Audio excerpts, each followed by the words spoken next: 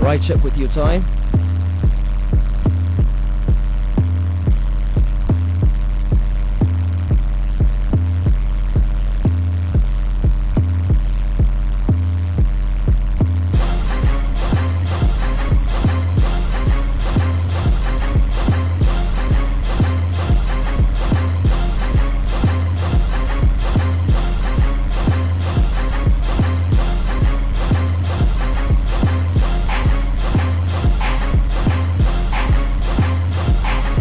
Right check with your time is 21 after 2 on this beautiful Saturday afternoon. Good afternoon, GH. This is Joy 99.7 FM. My name is GQ. And of course, you know what we do right here on afternoons like this. It's Showbiz A to Z.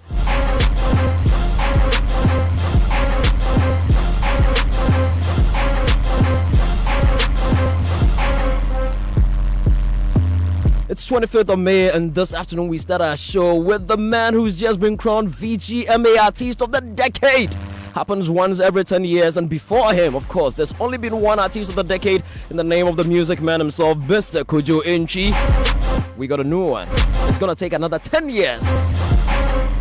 And somebody told me in 10 years' time, he just might win it again. And the way things turned out last night means that he is still, you know, last Saturday at the VGMAs, there were other artists in contention for the Artist of the Year category. This man is the only one who's won it twice. If he wasn't going to be the winner, and it was going to be either Stonebwoy or Shatawale, it means either of them would have squared up 2-2. So currently, he's the only one who's won it twice. Artist of the Year twice, Artist of the Decade, and the most decorated artist in the history of the VGMAs. His followers call him Kinsak. Many others call him Obede. Obrafo crowned him King of Hip Life some time back. And only recently we saw him do his thing with Reggie Rock on that Double 11. Let's say hello to the man Obede Pombede, Sarkodie. What's up, George? What's up, Ghana?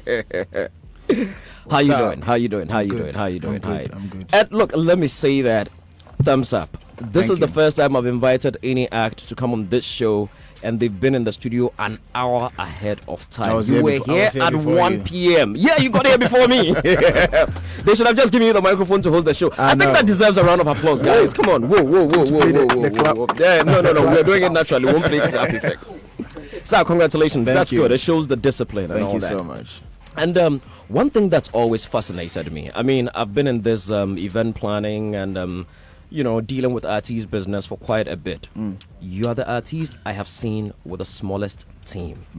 And the team that's stuck with you from the very beginning. I mean, all through. Maybe the only person who's not on the team right now that I don't see is Dr. Duncan, but almost everybody else who's here has been here from the beginning.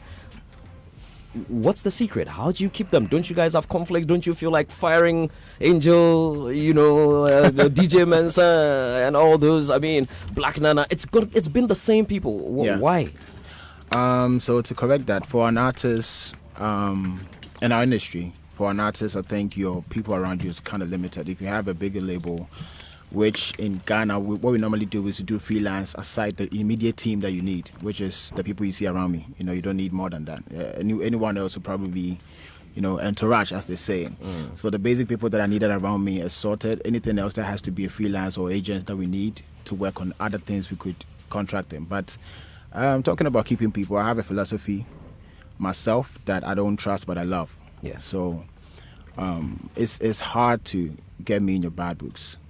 For you to be in my bad books, actually. Yeah. Because I take people as humans, and we all flaw. I flaw myself. We just choose who we want to be with and feel like they are worth being around. So my team has been, I had to choose. Angel was there. Angel's story is crazy. He met me at Community 8. I thought he was an old man because you see how he looks. He's an old man. He's an old man in a small boy's body. Called me, asked me that he had a rap. Can I give some freestyle? I did. From that day, he set a battle for me and some guy in Community 8. It kicked off from then. He believed anywhere I go, he wants to go with me because he was driving then, I wasn't. Okay. So he made transportation easier. got me into a lot of gigs. Dr. Duncan, everyone knows the story. Black came through Duncan, and in the beginning he didn't laugh, he didn't smile. So I didn't really. I had trust issues. He still doesn't laugh and smile. So if you don't know him, you think he's otherwise. But I figured God brought him in a like there was a reason for him to be around me. So people see him and they go like, if Black is around, you find it difficult to even feel comfortable. Yeah. Which that is what he is for. So everybody else is just what they have to do, and then as people, they are good people that I connect with. So it's not like I can't do otherwise. I have to be with them. Interesting. Yeah. And how did you find Mensa as well? Mensa story, we've been sharing it quite often. Mensa was Mensa. Mensa was doing his all-white party from way back. We all knew, but I think there was an incident. I think it's the same Charterhouse show, right? Oh, really? Okay. Yes. It was like December to Remember. No, that's not Charter. No, December to Remember is not. That's CTFM. December is City FM. Yeah. Okay. Yeah. So I rehearsed with a DJ that I thought I was going to be my lifetime DJ. Sorry, Brad Foster. He was supposed to DJ for me. We rehearsed for like a whole week, and he ended up not showing up. Oh dear. And I had like 2 acts, and then me. And I saw Mensa come from somewhere. I'm like, boss, tonight if you don't hold me down, I'm dead. Because I rehearsed with my DJ, but then just freestyle. I just said I'm performing this song. I'll end here. This is something I've rehearsed the whole week. I might say something. You need to end on that lyric. Yeah. I had to write it for him, Yeah. and we actually did super good. We gelled well. We had one of the best performances that night. Great. So I was like, who else do I have to work with if not Mensa? So that's how Mensa's situation came in. So that is the crew that we work with. Now let Yes. us speak about family. Of course, Tracy is a superstar, though she doesn't Actually, sing, she doesn't act. she just showed me that she got verified today. Oh, okay. So that's what we're talking about. So she is a superstar. I haven't been verified yet. I've been here for God knows how long. Sadiq may probably never get verified. No offense. If you want it, I don't think you guys need it. I don't think I will. I mean, Tracy. Yeah. I've heard various stories, but for those that are tuning in and hearing you speak for the first time, I hear she's been with you from God knows how long. Yes. How long? For a minute. How long have you guys I'm been really together? bad with. If you ask me the last time I released my album, I don't remember. I'm bad with timing and dates, but I know it's been long. I know it's been before music. Wow. And it's been. Let me say, because it's been. She's been away. It's been a distant relationship-based thing. So, but she was there. Yeah. From get-go. Yeah. To date. So, if you calculate the age. Yeah. I'm artist of the decade, right? So That's like 10 years before that. Yes. So let us add some more 5 years to Yes, the 10 years. exactly. So that's like 15 years plus. Yes. How did you meet her? We are neighbors. She's like a few blocks from my house. My first crush in life. It didn't work out that time because I don't know. No Nyobia. Not that. I think she was with someone. That's what I liked. The fact that she did not want to like be with me because she was committed to someone. That was great. But then I don't know why, but I just saw something about her that I thought this should be the person I should be with because it was never physical. So you took her from someone? No, she traveled, came back, and then I tried my shot. And at that point, I think the relationship between him and the guy, her and the guy was not. I don't believe. That's why you went to. I didn't have money. Major girl. I didn't have money. That's exactly what you guys did. Major girl. No, she came back. I think they were not as they were. That was a great time for me to, slide my proposal and I dropped my proposal. I got my, what do you say? What the proposal quite out then? You got your response. Yes, then it was good. So from then it's been history. Yeah. Oh, pretty interesting. And she's the mother of your adorable daughter, Titi. Yes. She would also get verified even before Sadiq. The way things are going. Yeah. I probably may never get. Like we said. If Titi says she wants to do music, what would you do? What would you say? I don't really have a choice of, obviously if it's very bad, I would have to advise, but music doesn't seem bad. If she wants to do it, I would definitely pass on information that I've gathered as an artist, but I don't think I have the right to stop her from what she wants to do. Would you want her to do music? Want her? Yeah. I've not thought about it. So I've not really sat down to even think about the fact that if she wants to do it, would I? But I know me for a fact that I wouldn't come in the way of that. I would advise and guard and pass on what I know as an artist. I asked that because I'm trying to figure out if you have, over the last decade, I mean, you've been here 10 years or more. I remember from 2009, I remember that first evening at the Old Dome at the conference center, you were in a black leather jacket and all that. I still remember very well when you won New Artist of the Year and won Overall Artist of the Year. I think you won Hip Life Song or Hip Hop Song of the Year. And number was Boga Boga or Baby. I think it was one of them, you know. From then till now, would you say the industry, especially in GH, is conducive enough for somebody to grow a music career? Yes, I think it has to do with the individual. You know, I've always been that person where I believe in our individual struggles. We could have a poor industry, a bad structure with every business, not just music. You know, I think people are making a living out of even selling bread. You know, so it's up to you and how willing you are to take on the hustles that comes with it and still be able to thrive. You know, so I think it's more based on individual. I think there's a lot of people that come in the industry and allow the lapses in the industry to get in their way. But I think as much as we care about how good the industry will be, individually we still have to be wanting to do stuff for ourselves. So we will go the extra mile. Yeah. So I think it's individual. What you're saying, if the system is right, you don't have to necessarily have passion. You just have to do music, or the system is going to work for you. But at this point, even if the system is not right, it's based on individual. How far are you willing to go to have this? Yeah. In one of your songs, you rapped a line. I guess you want to know how I keep running the game for a decade or so. Yeah. Which one was that? I think that was Overdose. Overdose, yeah. Yeah, good. One of my favorite tracks of all time. Yeah, I love Overdose. You know, and so yes, true. We do want to know, how is it that for some strange reason, every year, if it's not some crazy collaboration, it's at least one crazy single, and it's happened consistently since 2009. How do you do it?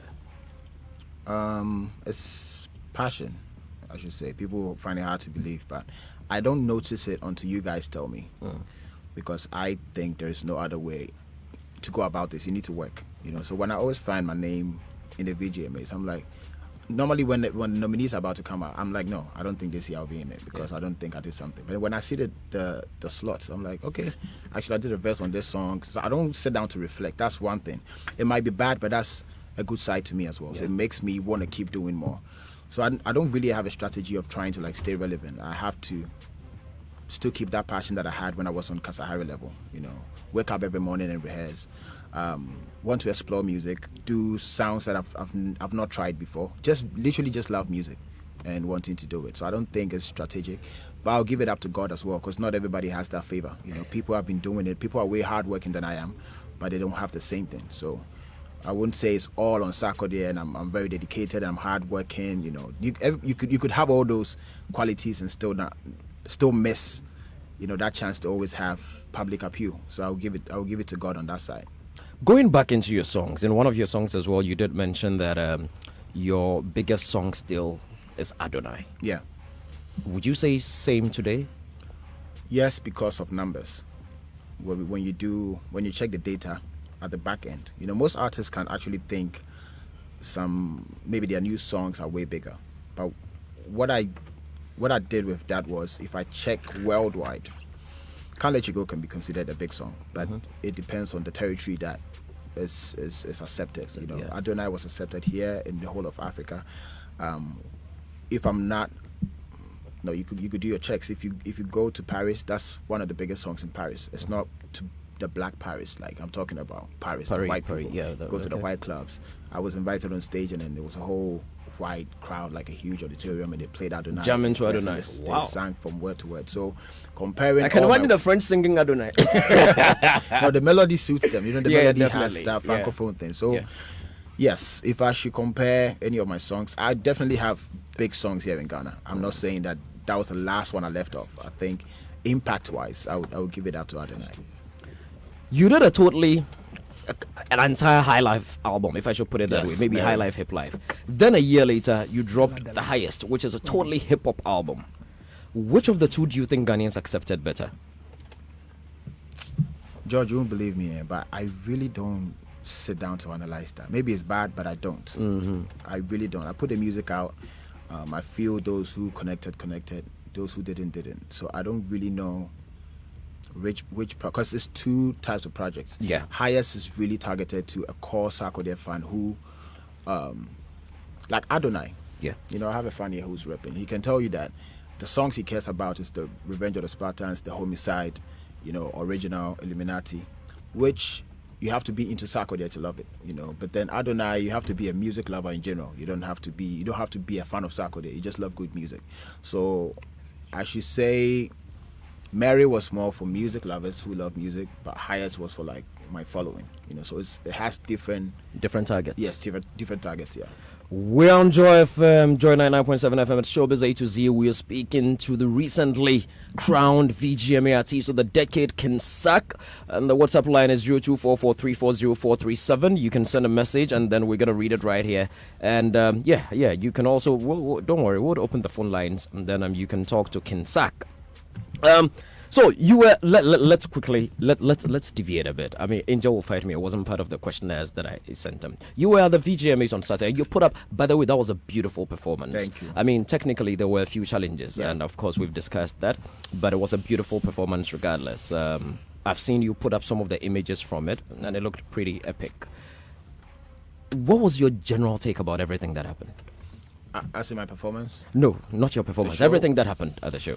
Let me start with my performance. You don't want me to... let's start. No, okay. No, it's important. Go ahead. They need to hear you. I have a little bit of trying to get things perfect. Yeah. Which has been my strength and my downfall as well. So I really needed time to get familiar with the environment because it's new. The stage was new. Yeah. I don't think I had enough time. You know, I was complaining about because actually that performance was about the young kids. Yes, you know, I was going to go into why you even decided to give them that opportunity. Exactly, I really wanted a lot of lighting on them, you know, to carry the show. So I become very nervous when I don't get things in the way you want, the way I want it, and then I'm about to go on stage and risk because at this point I don't have to be taking such risks, but I have to perform. So I would say I definitely wasn't in the 100% Sark element. I was having doubts and thinking, hoping that things would go right. You know, so I was still thinking in the course of performing. So as much as people would go like, I see a deep within me, I had like a lot of thoughts running through my head. Your head, yeah. So yeah, that is touched. So you're asking about the whole event. Everything else. I mean the performance, regardless, it was a beautiful performance. Yes. It came out well eventually, but everything else that happened. Because artist of the decade, you didn't have an opportunity to give a speech. Yeah, I don't think I know the situation you want to like limit it to, but I think you're asking me for the overall. Yeah, generally, because we don't want to. Yeah, me and you, we talk back and forth. So now we're on radio. We could have a conversation openly. I remember sitting down with you and our beautiful Mama Teresa, and I talked about the fact that you should involve the artist. Before you even start the Ghana Music Awards, it makes it easier for you. And I realized you guys... We did. Yes, you did. And then you sat with almost everybody. Yeah. That was good. And I said a lot of things that I think should happen so that it would help you guys, you know, which I don't know if you want to go into those details, but there was a whole lot that didn't happen. Yeah. You know, so in a way, it turned out to be like what has been happening over the years. And I was in a tight corner because I understand why it happened. But we can't take away the fact that the environment could be better, you know. Since I started doing Rapaholic, I'm very careful condemning, you know, events. It's not easy. Yeah, exactly. Because I know what it goes into making it. So it's like a feeling that, you know, even Rapaholic, if you saw the video I did, the recap of it, I was on the phone talking to Kojo. I was very mad because I feel like the fans are standing outside, but I know why Kojo is also like holding on, you know, because the venue we just have it for 24 hours exactly. So all these things, if technical bits and, you know, backstage, how we even got there, there's a whole lot that could have been, you know. So I should say it's been the same experience I've had over the years that I wish one day, you know, it could get better. Then obviously when the show starts and everybody's watching the stage, everything calms down, you know. So but if you ask me, the whole vibe, I think there's a lot that could be improved. Yes, that could be improved. Your friends, the encounter between your friends, what do you make of it? Obviously, I don't think anybody in Ghana is going to like endorse it. You know, we all don't. I think we don't want to go into details as to what happened, who did what, but we all don't. It's a great night that was meant to celebrate us, and then we wouldn't want, if there should be any problem, we would pray that it came from Chatterhouse, so that we the artists can go on Twitter and vent, but when it's coming from the same people that we are celebrating for the night, I think it's unfortunate. But you saw me on Twitter talking about a few things. When it happened, because I had a speech hoping that if I should go on stage, I was going to give that speech, and that whole incident defeated that particular speech. But you give that speech before you go. we need to hear it. Yeah. No. Okay. Yes. Yeah. We need to hear it. So it was generally, I think there's been a gap between the corporate world and the entertainment industry, and I think they don't understand what it takes for them to be entertained. Corporate world, they feel like music, maybe movies and all these things. What is it that's serious about it? But I think it's a very important part in our country, Ghana. So I wanted to use the opportunity, since we had a lot of CEOs and reps from corporate bodies there, to involve them more. I know what happens when we go in for sponsorships. I don't know about your situation, but I think they find it a bit outrageous with the figures that we come out with. Yes. But if they understand what it takes to put up a show like the VGMAs, that was a big deal for me. So I wanted to use the opportunity to talk to the corporate world about us merging more, and then whatever happened. So I imagine if after that I should go on stage and tell them that they should be involved, they feel like they have an excuse to say no. But to me that was mainly my point. But I still feel that is not an incident enough for us not to push for the fact that the corporate world should be more involved with entertainment, because they ride on the numbers that we have as well. So make it easier for us. It's a win-win situation. Vodafone is very consistent. Their name is trending when VGMA is going on. So I really just wanted to hammer on that side that they should come in more, and to create the environment that we want, that I think I need at the VGMAs. It takes a lot of money. We've also been joined by Miss G and Uncle Kennedy, our one and only Uncle Ken, who missed the VGMAs. Digital Uncle Ken. What? Digital Uncle Ken. Digital, yeah. Digital I Uncle am Ken. so happy to eventually meet Zach. Oh, this is your first time meeting Ken Sack? Oh, you see, Uncle Ken, you should come out more. You should come out more. Uncle Ken, you should come out more. Rasta will get you. I have never met Zach. Wow. Oh, okay. But I have been one of his greatest advocates. Great. Yeah. And going back to Mama Vidam's days, I was always here talking about Zach and how I liked his disposition and the way he went about things. I'm so happy to see him. Thank you so much. Nice God one. bless you. Nice to meet you. So we continue with the chat. Miss G, you wanna? I would have been giving same testimony, but I was privileged. I told him when I met him at the Artist of the Decade party that I had never met him. Wow. It was my Okay, first time yes, interacting. I I would have been saying the same thing, but yeah. I had the privilege of meeting him there. Thank you. You boys should come out more. You should come out more. Kanu was No, the it's because Zach doesn't come out. That's true. But Uncle Ken, even if he comes, are you where you from? You have to flash 333. But actually, Let's go to the clubs and meet. Uncle Ken has taken me right where I want to be. Are you an introvert? You don't go out. Why? Because there are a number of events. Usually, if Sak is not performing, he's not been built to perform. You not even appear. Why? Do I even know why? I don't think I know why. I have to. Sometimes I feel like I want to go out. Sometimes I don't. Maybe for a show, I don't think I felt like that. But I think I do go out, though. It depends on where. Where do you go? But you shouldn't be telling. Uncle Ken, today you want to come and No, Sak, where do you go? Or what do you do for leisure when you're not singing, you're not rapping? What do you do? I'm pretty boring. I'm not a good friend to have if you are like the outing type. That I do accept. My friends come from outside and they keep complaining that I keep them indoors too much. You just prove Uncle Ken right. Yes. So that I get it. Yeah. You get that a lot. Yes. Sak, people have said you're occult, Illuminati, spiritual stuff.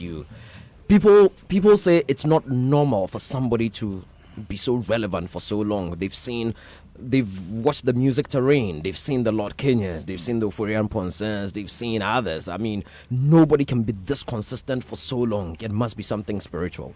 What do you worship? God. Which God? Omnipotent. Yeah. Yeah. Which God? Actually, that's I can't say your God because I don't know your God. Oh, my God is the Your one God, Almighty Jesus God. Christ Almighty. Yes. You know, Almighty, yes. Same. That's the God That one. Yeah, I worship. The God of Abraham, the God of Yes, Isaac, the yes, God of Moses. Yes.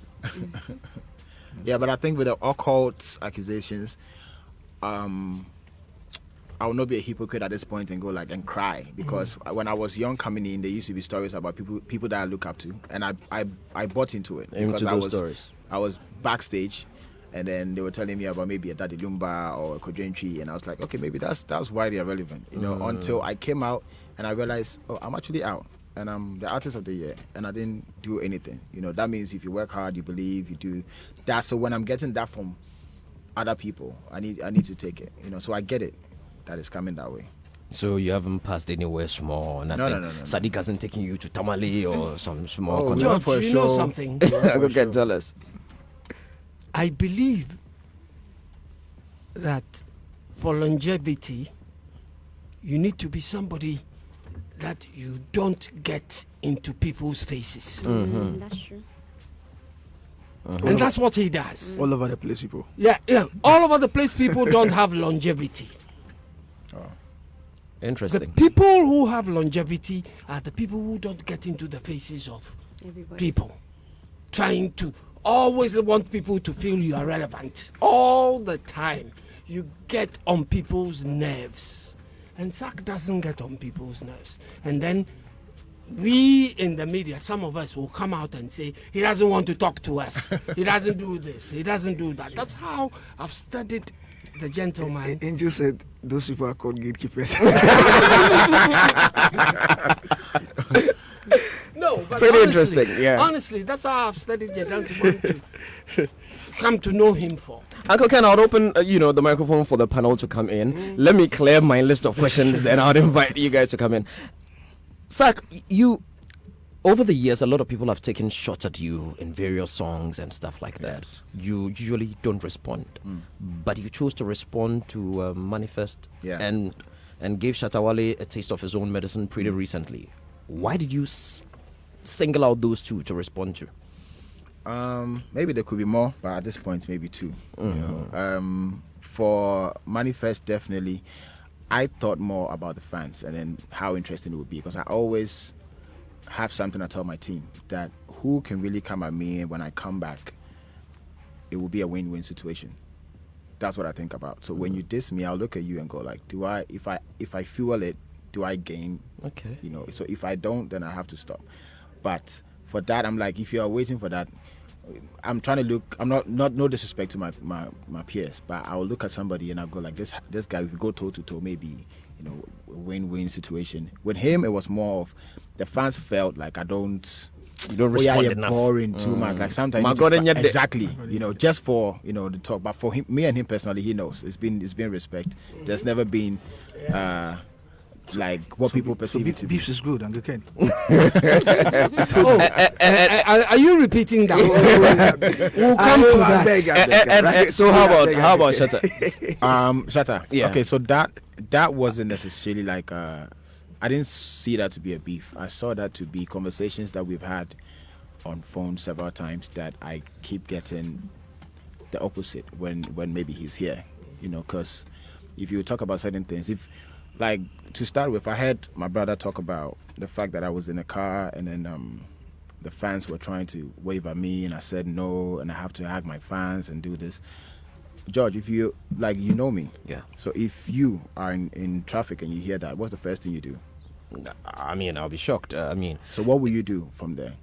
That If you get people that are trying feedback, to somebody wave. says that. Somebody says that when you see your fans, you don't wave. Yeah. Oh, come on, that's a lie. I'll call you up and find Exactly. out. So that line, call you up, Yeah. is because you are close Yeah, to me. definitely. So I'll call if you you up. sit on radio, that means either it's not true or you want to frame something. Frame something up. Okay. So when that happens, if it was coming from somebody I don't know, I go like, maybe the guy doesn't have any contact, so he heard it, so he's on radio. But if somebody, I talk to you constantly, we WhatsApp video call every second.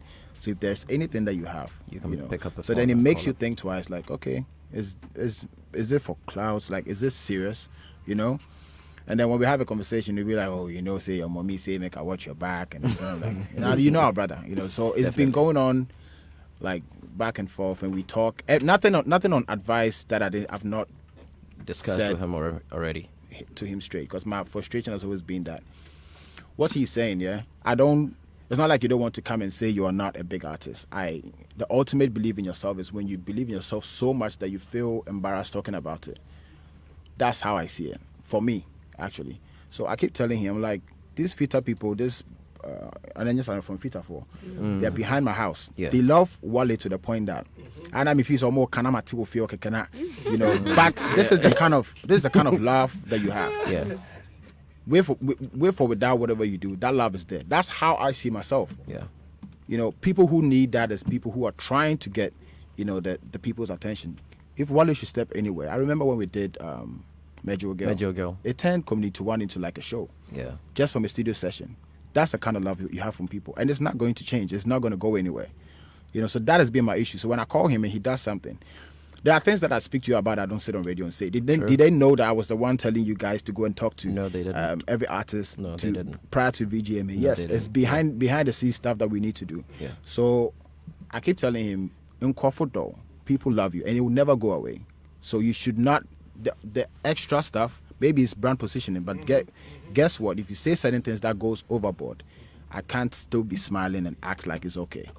So that is when the advice bit came in. So it came purposely just because we've been talking about this back and forth, but when we have the conversation, the next morning I'll hear something else. So we just had to move from that, past that. But it will never go away for what I feel for Shatta Wale until we straighten that side.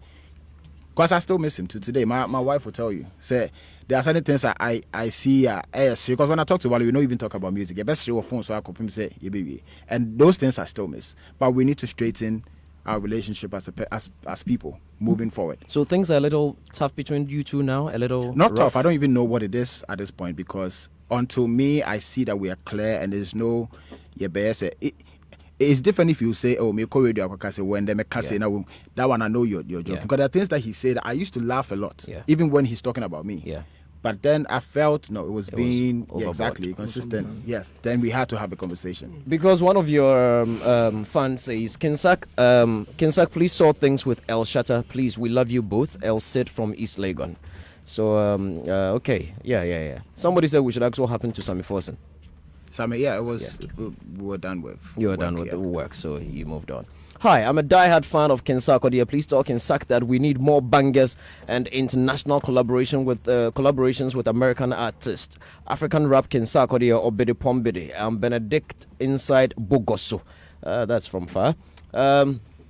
Thank you for hosting my freshest artist of the decade. Congrats to you, Kinsak, and the whole Success crew. Kindly ask Kinsak when he is dropping the greatness and strength of a woman tunes, because we Sac Nation and Sac natives can't wait any longer.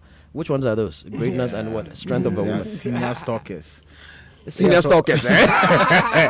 A month for did you which? Yeah, the Sac Nation, they're crazy. So I accept it. I've starved them for a very long time, and it's because there are certain things I need to do at the back end prior to releasing the music. So that is taking time. But one thing I can say to them for sure is, from today, something nice will come up. Yes. Hey, please, somebody says, ask him if he'll be my boyfriend. How?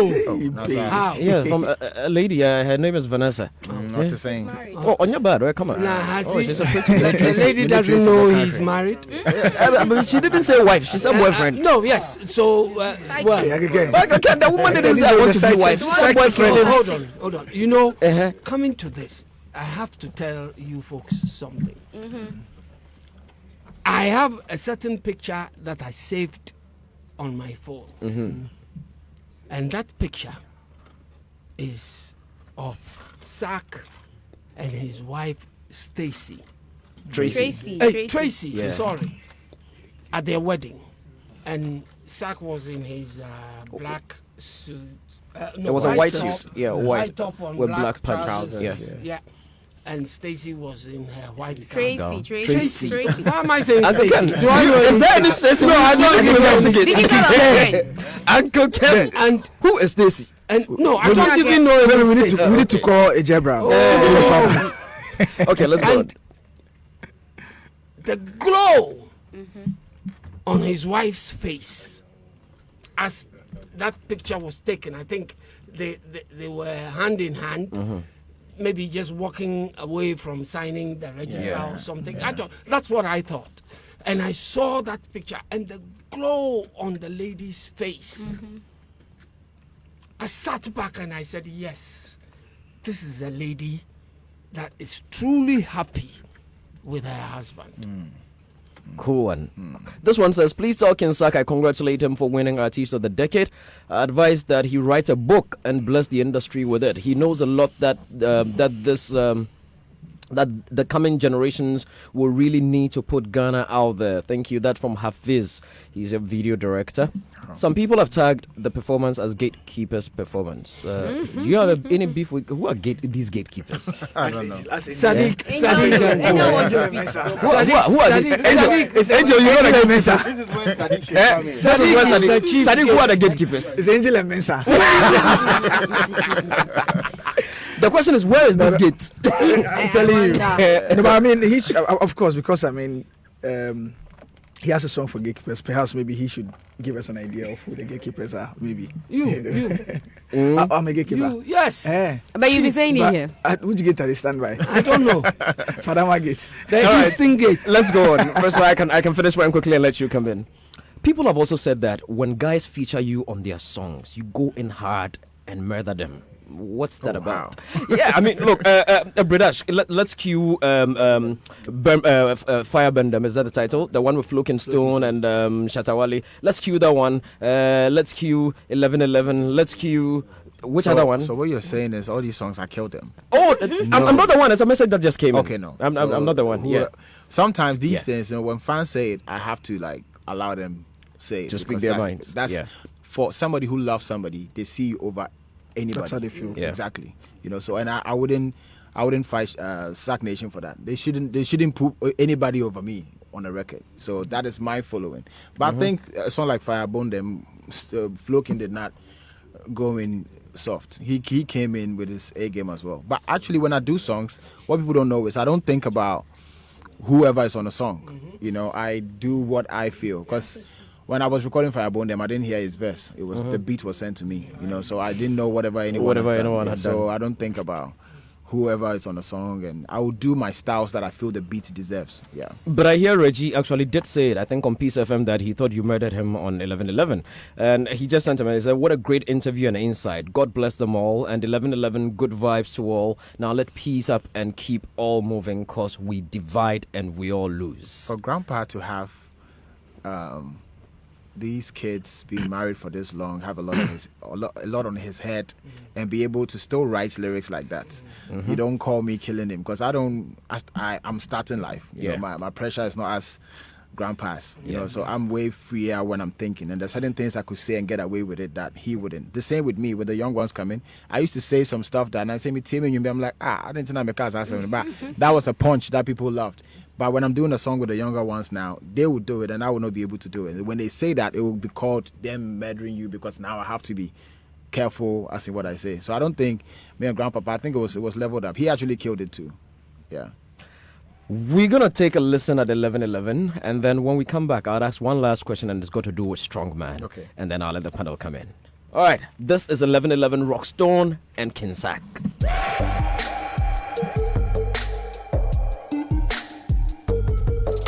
Joy 99.7 FM. Coon, get out of the way. Cracker, get out of the way. Normally I would never mind a troll, but not today. Hey, why you gonna hate? Why you no gonna pray? Always got something to say. Never wanna see your family great. Everybody that's suffering, hate. Hey, I know they look, I blog. I'm only looking for God. Maybe ladies on the Instagram. Working, baby, that's life of the stars. Nightlife in a crowd. When I tell I said car. Hip life in my bars. Hip hop in my arms. Swag up on Ashanti. Cape Coast to Kumasi. Flow harder than Wachi. Showstopper, now watch me. Zilla, my Beyonce. Rockstone, I'm beyond J. Still rocking them all day. Still rocking them no play. I'm in love with the cocoa. Ghana export the cocoa. I'm a beast and I'm logo. Casa Rock is the logo. Joe will be Papa Gojo. Sarkodie, I'm his uncle. Family, we are all dope. Charlie, I know the joke. Started local. We global. I'm the go from the Gold Coast. 11, 11, 11, 11, 11, 11, 11, 11, 11, 11, 11, 11, 11, 11, 11, 11, 11, 11, 11, 11, 11, 11. Y'all can mess around with us. The old and new can vibe with us. I'm young and dope and fabulous. Damn, but the nigga just cool shit of us. Just wanna talk my followers. The haters, they're bound to swallow us. Reggie Rockstone is part of us. Then I go back up and drop it past the cannabis. But when you're a regular kind of flow, to make it pin it down the low. The part of the the Ghana flow. I'm gonna compare me to Jay some time ago. Guess it's time I have to finance something so. Baby, you when you're a piaggio do. Tell me, grandpa, Cabo Moasa, we don't see more fresh, a frappito. Realers can mess with this. Ready to show you how you sis. Ladies are dying to be one of chicks. Twisting your chair, but I'm used to it. Follow my lead, cause I just feel broke. Let me show you how rapping just in your bridge. Say me your rapping, just I can just stroke and do grandpa over my group goes to race, and it's easy to switch. Nigga don't try, cause I'm ready gon' fire, but the man don't target.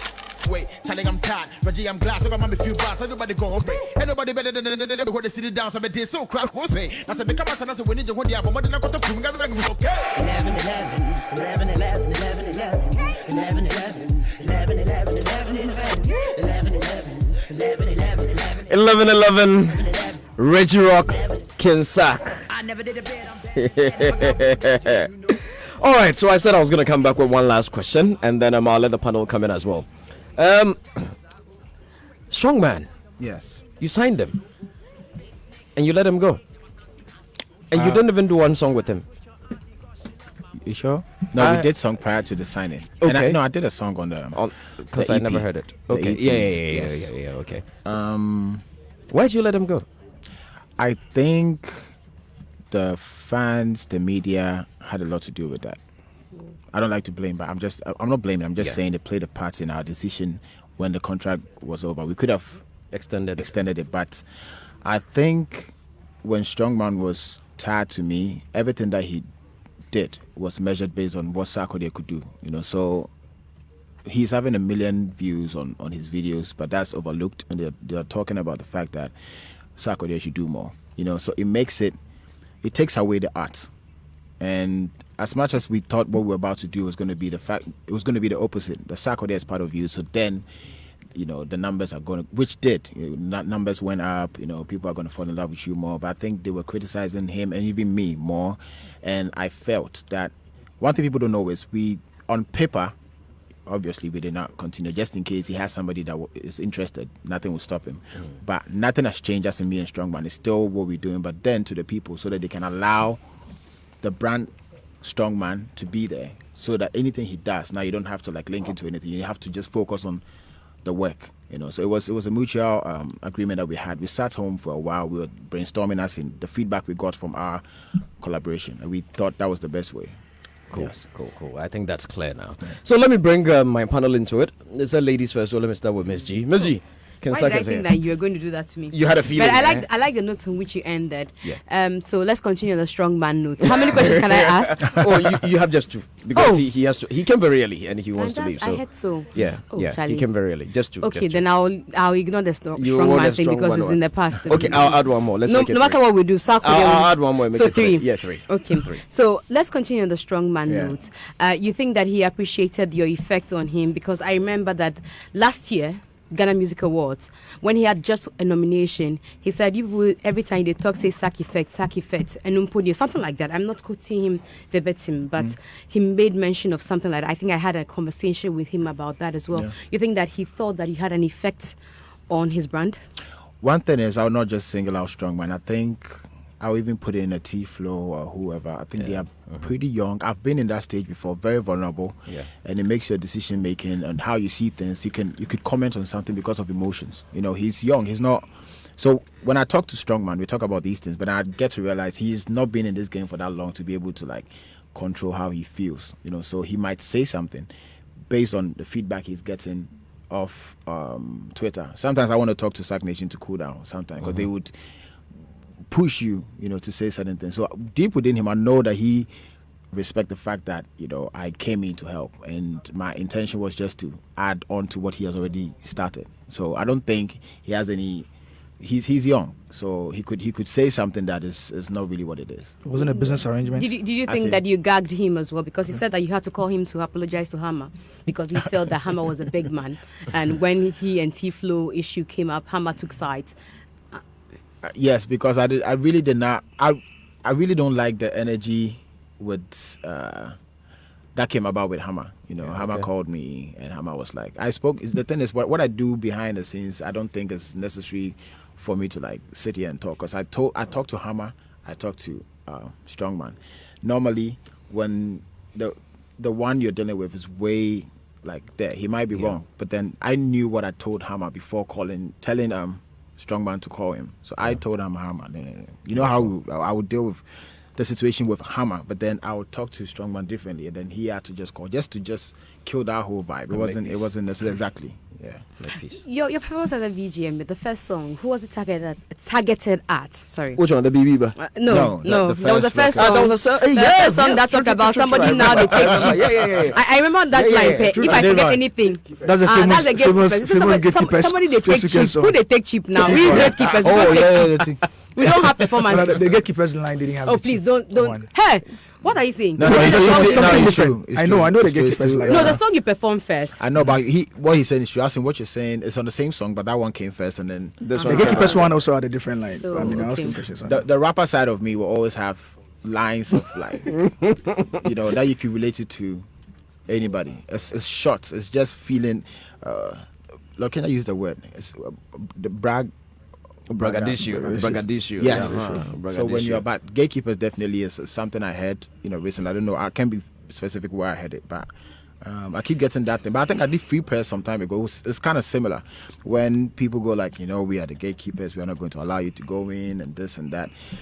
We respect everybody in the industry. But if you ask Shatawale, if you ask Tombo, if you ask myself, we were on Facebook pushing very hard, building fans. We had to go on Kasahari rap and gather people to love us, so our music was not introduced to the people by premiering it on Joy and saying you have a new kid in. We built our numbers from the streets before we came on radio. So when gatekeepers, I don't know what gatekeepers are, but when you hear there's gatekeepers who what do you think it is? Oh, Sadiq, who? No, I'm just that's now. Not what he's responding to. I said I heard a part in that song that talks about somebody who is now taking cheap. It's a rap, and I'm beginning to imagine, because few weeks ago somebody was here saying that they were supposed to go somewhere and he went to take a cheaper amount than you see where I forget. I don't know if you listened to that interview. I saw snippets. When Shatawale was here, he spoke about your Glow deal. He said he agreed with you. Go take block and now go cheap. Actually, he lies. Say go take block, go take sand. No, so you want to know if it's connected? That's what a lot of people have said, that song was a diss song. Actually, I love the fact that it's been a conversation, because that's what I wanted. This is an open verse that could be related to. I could have a personal thing with somebody that you don't have even an idea about, but he or she would know I'm talking about him. But I can't sit here, because if I wanted to mention the person, I would have mentioned it on the record. Yeah. So it's not Shatawale. It's a wild guess that you could take, but you might be far from it. I'm asking again because you had to tweet. When your tweets came, people complained about the timing of your tweets, calling Shatawale a bro after what had happened at the Ghana Music Awards, and it looked to people like you were taking sides. Again, also, some people said, you were apologizing for that song you did because we thought that it was for Shatawale. That's why I'm connecting all these. Oh, yeah, I get you. Yeah, okay. Are you done? Or you have more? Let's go there for now. Let him answer this one for now. That's not really I'll answer you. I just said that the timing of his tweet looked as though he was taking sides. And to a lot of people, until they realized that there was a performance, they thought that because of what had happened, he had taken sides with Shatawale, calling him his bro, and leaving Stoneboy to be on his own. Oh, okay. Exactly. That's what I was trying to say. And other people said, no, it is an apology for performing that song that sounded as a diss song to Shatawale. Oh, okay. Yeah, so more. I don't think I'll ever apologize if I say something. That will not happen. And if I speak about Shatawale, obviously because everybody knows there's nothing between me and Stoneboy. So why would I even? So to talk about Stoneboy, you saw us together. So if I should tweet, it will have to be about. But you said he was dope, as though Stoneboy is not dope. I think what? You said it Yeah, was but I don't dope. have to That's the mention last line. the two of them But for the you two to of them know are that. in the In the same situation. Exactly. I'm telling you what I heard on the streets as well. Okay. Like as somebody who was talking to people, and they say, "Oh, Sarkodie seems to be taking sides." No, and see what they definitely say is, let me quote them. Oh, she's a tawalegbe, baje no fiana na make her. You know that. Do you understand, What? Gang? No, I don't No, he said that you're afraid of Shatawale, that he will sit on radio and say all the things that you've told him and blah blah blah. And Stonebwoy would not necessarily do that. Anyway. Oh, honey, answer I'm kind of question there. confused because whatever my tweet was and what you're saying is far from each other. Uh-huh. So I So don't know let how people to. know. Oh, okay. So was the tweet in relation to any of the artists or anything, or you were just I don't know picking him which up? because I said a whole lot. You know. No, I think the tweet about something about Shatawale, my Shatawale being your brother. bro, knowing Yeah. that Yeah. no matter Yeah, how that he was- gets okay, you angry, so blah, I blah, think blah. okay, so my problem, which has been like I'm trying to work on, but I don't think I need to. But I'm a very random person. Okay. I can be thinking. I was thinking a bigger picture for all of us as artists. Great. You know, so I was saying, so if I'm talking about the bigger picture, what we could do together, a lot of things, and then the only person maybe at this point that we might have to patch up whatever we have to patch up is Shatawale. Is Shatawale. So then I'll go like, That makes sense, yeah. Regardless of whatever is going through, there is no way I'll sit somewhere and even choose somebody over. If I sit outside Ghana, Yeah. they tell me somebody here. If I sit on any radio, the names that will pop up first immediately will have to be Stone, Shatta, R2Bs, myself, a few people. So that doesn't stop the goal. Yeah. You know, that's what I meant. It has nothing to do with whatever the two are doing on stage. But since we're there, somebody asked, Kwesi Brew said, ask about the Glow deal rumors with Shatta. Were there any rumors? Was there a deal? Did you A deal get as signed in on to performance. Glow, No. or it has to do with It's the a performance? performance. Yeah. Oh, Yeah. okay. But I know if I go there, you not tell me the amount, so let's not even go there. Uncle Ken. Yeah, nice one. I wanted Sadiq to speak first, so I bless. You know that Rastaman? And they won. Yeah. But you know this. Let Sadiq speak first. Okay, we should go to Sadiq first before we come. Gatekeeper number one. Chief gatekeeper. That's why he's interested in that. Watchman. Which one? Okay, let's go on. Let's make it brief and quick. I don't know which Sarcastic. part to take it from. Yeah. I don't know, Angel. Have I given permission to proceed? Or while you process your thoughts, let me Okay, take so- this so message from Benoni. Kofi Blay BKB says, yes, indeed, Sarkodie truly deserves the artist of the decade for me. I say so on the view that a decade is 10 years period, and by calendar review of the VGMA will be between 2009 and 2019. Sarkodie in these years released his first album titled Mache. Mache, and also had the opportunity of performing Mache, and also had the opportunity of performing alongside Busta Rhymes that same year in GH 2009. Won the new Artist of the Year, and then the Artist of the Year in a calendar year 2010, and is only artist to win prestigious Artist of the Year award twice, 2010 and 2012, which is unprecedented. He was nominated for the BETs and subsequently won it in 2012, and the rest, they say, is history. Has been consistent thereafter. These fans have more history than Ghana Library Board. They do. All right. So for me, one of the things I think that I'm glad that George, you mentioned the fact about tweets. I think that between yesterday and this morning, I've had a lot of back and forth with people on social media and people in the industry as well.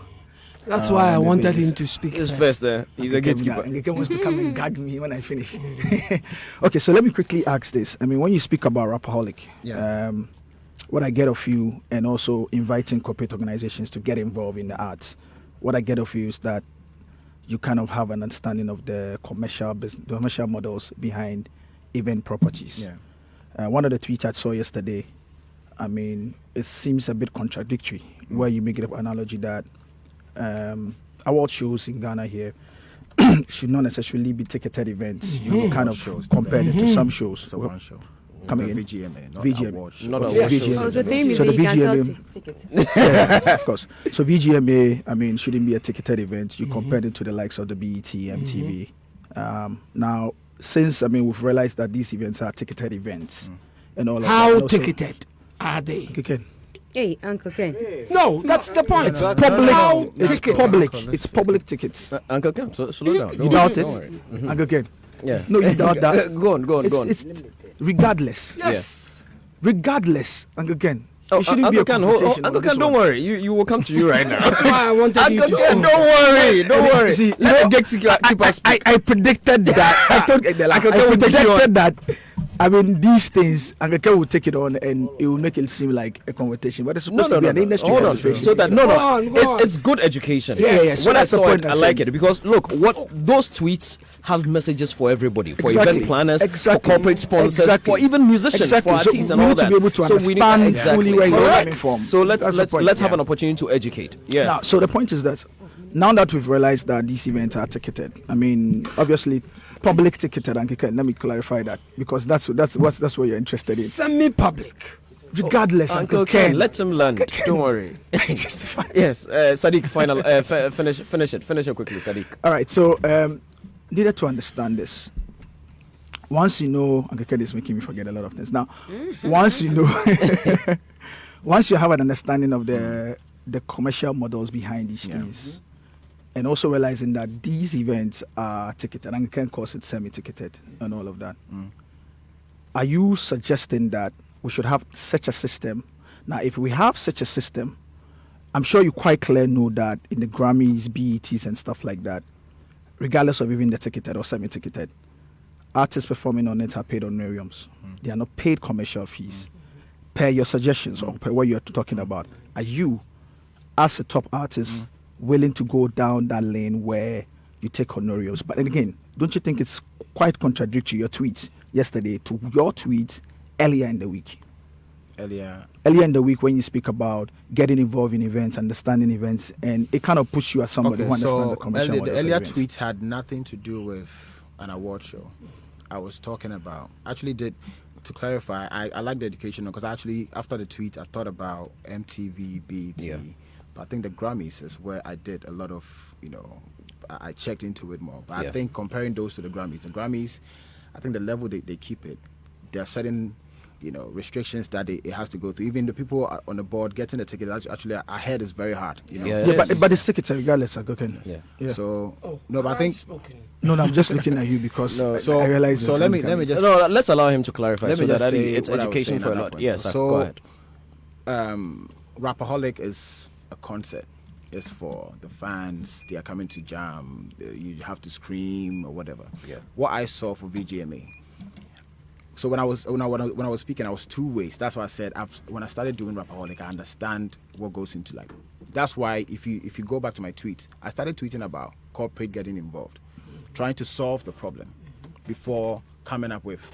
I only came out when I saw the decision that I don't know if it's Charterhouse or Ghana Music Awards board of the VGMA made about my brothers. Yeah. Because I felt they are not considering the conditions that they set to make this happen, but just go straight to. I'm not saying I endorse it. It was wrong. The guys did, yeah. But there are a lot of things that went wrong. That sometimes we don't even have to. We are in this industry. When we put it out there, it can even stop people from even coming there. True. As in what happens, that has to go in between, like for the show to happen. So I wanted them to like start addressing these little things before just straightforward just go like we are banning Shatawale and Stonebwoy. And that happened to be, to me, I felt that's like a good option. Only if they could get a lot of money that they wouldn't need to sell the whole like auditorium to like the public, so that they can control the type of people they have there. Because imagine, I don't know if you want to go to what happened at the VGMA prior to like the whole whatever. Our brother sat at a certain place that I don't think even if you're Jay-Z, you'll be allowed to, at the Grammys or wherever. All these things were supposed to be taken care of. So where you come in, where you sit. So if you are bringing all these people, you should imagine how far they should be away from what is even happening. What happened Saturday I don't know how many people Shatawale came with. I'm pretty sure it will not be more than 5. But see how many people followed to go on stage because of the fans. They are hyper, they are happy, they will move. The settings is what I was trying to get at. To not sound offensive, as in people don't need to be there. Just to get the industry that we all could just enjoy a show. I'm pretty sure Miss G is. Sorry to commercial models. No. We'll let him land. But just to clarify quickly, those at the entrance said he came with about 15 people. I was there when he was coming. I was taking pictures. We Is had that to about 15 actually people? vacate where Yeah, we're taking where we pictures picked from to make room for him and his team. And very it's over unacceptable. 15 people. It's over 15 people. He And, came with. yeah, pushed people out So of the way. I but- could Yes, be please, go ahead. wrong. Where my point was coming from is, You see, he came in like that, but then what was the measures in place to not make that happen? Exactly. Yeah. That Good is point. where I was Very coming good from. point. Yeah. No, You know, but for me, so- what I needed to, the more reason why I did the comparison with your tweet relative to Rapaholic was that the commercial models behind commercial event properties are the same, regardless whether they are award shows or Rapaholic. So when you tweeted on Monday, I got a sense that, Sarkodie knows exactly what he's talking about when he talks about commercial events. Then on Friday, I mean, there are these tweets which there's two. sharply There contradict is brand positioning. That's different. No, the model. The model is, I mean... No, okay. I'm just saying that somebody I could do a show, I could do Rapaholic for free. But that doesn't mean I'm not sponsored. Yeah. Yeah. That's what I'm saying. Yeah, that's true. We could all be sponsored, but then they have their brand positioning that they don't want the masses to be there. No, but the commercial model in terms of the sponsorship ticketing and all of that are still the same. Yeah, regardless. that's what I'm saying. Okay. Yeah. I just needed to know, are you willing, when you get to that point, I as a think top I've had a artist, to do the conversation honorarium? No, listen, I talked to him. I said most of the artists, actually some artists I will speak for myself. I know a lot of artists won't do it. Yeah. But when we take it to the BET, because of whatever they have planned and whatever, you even want to be part of it. You know, when you see your name being used and they are selling tickets, you are thinking more commercial when it comes to it. It's commercial, but then it's in your face, like you're selling tickets. This is, if Shatawale, Sarkodie, this, if you built it without that, we already want to even be part of it. You get it? The BET, you're not going to the BET because Jay-Z is performing. It's the BET, you have to be there. You know, so that, in a way, it's a suggestion. They don't have to do it. I'm just saying, if they do it like that, and artists willingly want to say, oh, this year I did work, I want to be performing. I don't know about other artists, but I could do it. Yeah. You will. Yes. You will. Yes, but then don't force me to perform. If I'm not in the mood, I won't. Okay, so I mean, I'm glad that... That's the second question he's about to ask. This is, I tell you. I tell you. Sadiq, finish it quickly. I knew Finish it Erika quickly. would just try to gag me. Don't but- worry. Finish it I quickly. mean, I'm glad that we all spoke about the whole gatekeepers conversation. Yeah. I needed to understand. Gatekeeper one. I need to understand. I mean, you speak about it, but I need to understand what you make of it in the first place before I get to my question on the gatekeepers. What I make of the gatekeepers? Mesa wants to answer for you. What, So I'm asking what he makes of it. who are these What gatekeepers? he makes of it.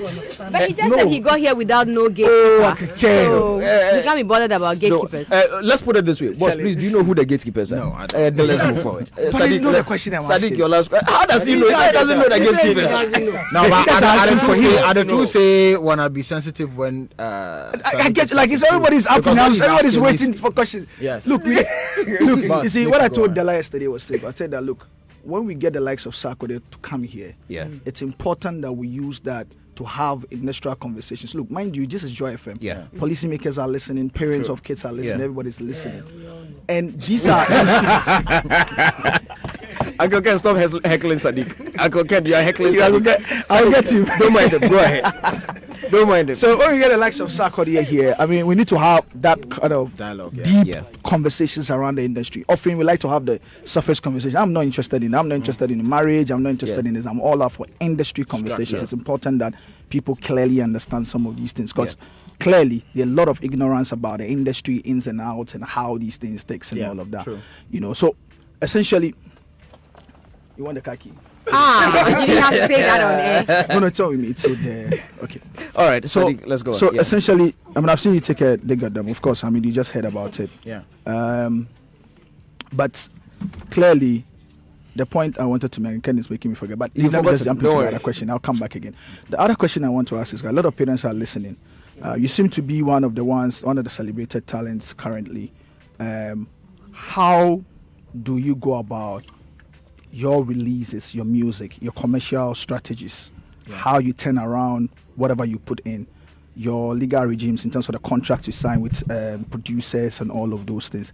How do you go about these things when you record? How it comes out, the commercial strategy? What are your main revenue earners, your main revenue channels? I'm interested in some of these things. This question there.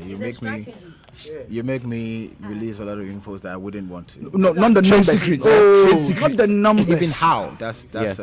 No, I'm not looking for the numbers. No, I mean, how, I just. you're asking how, right? Yeah. I don't think I can.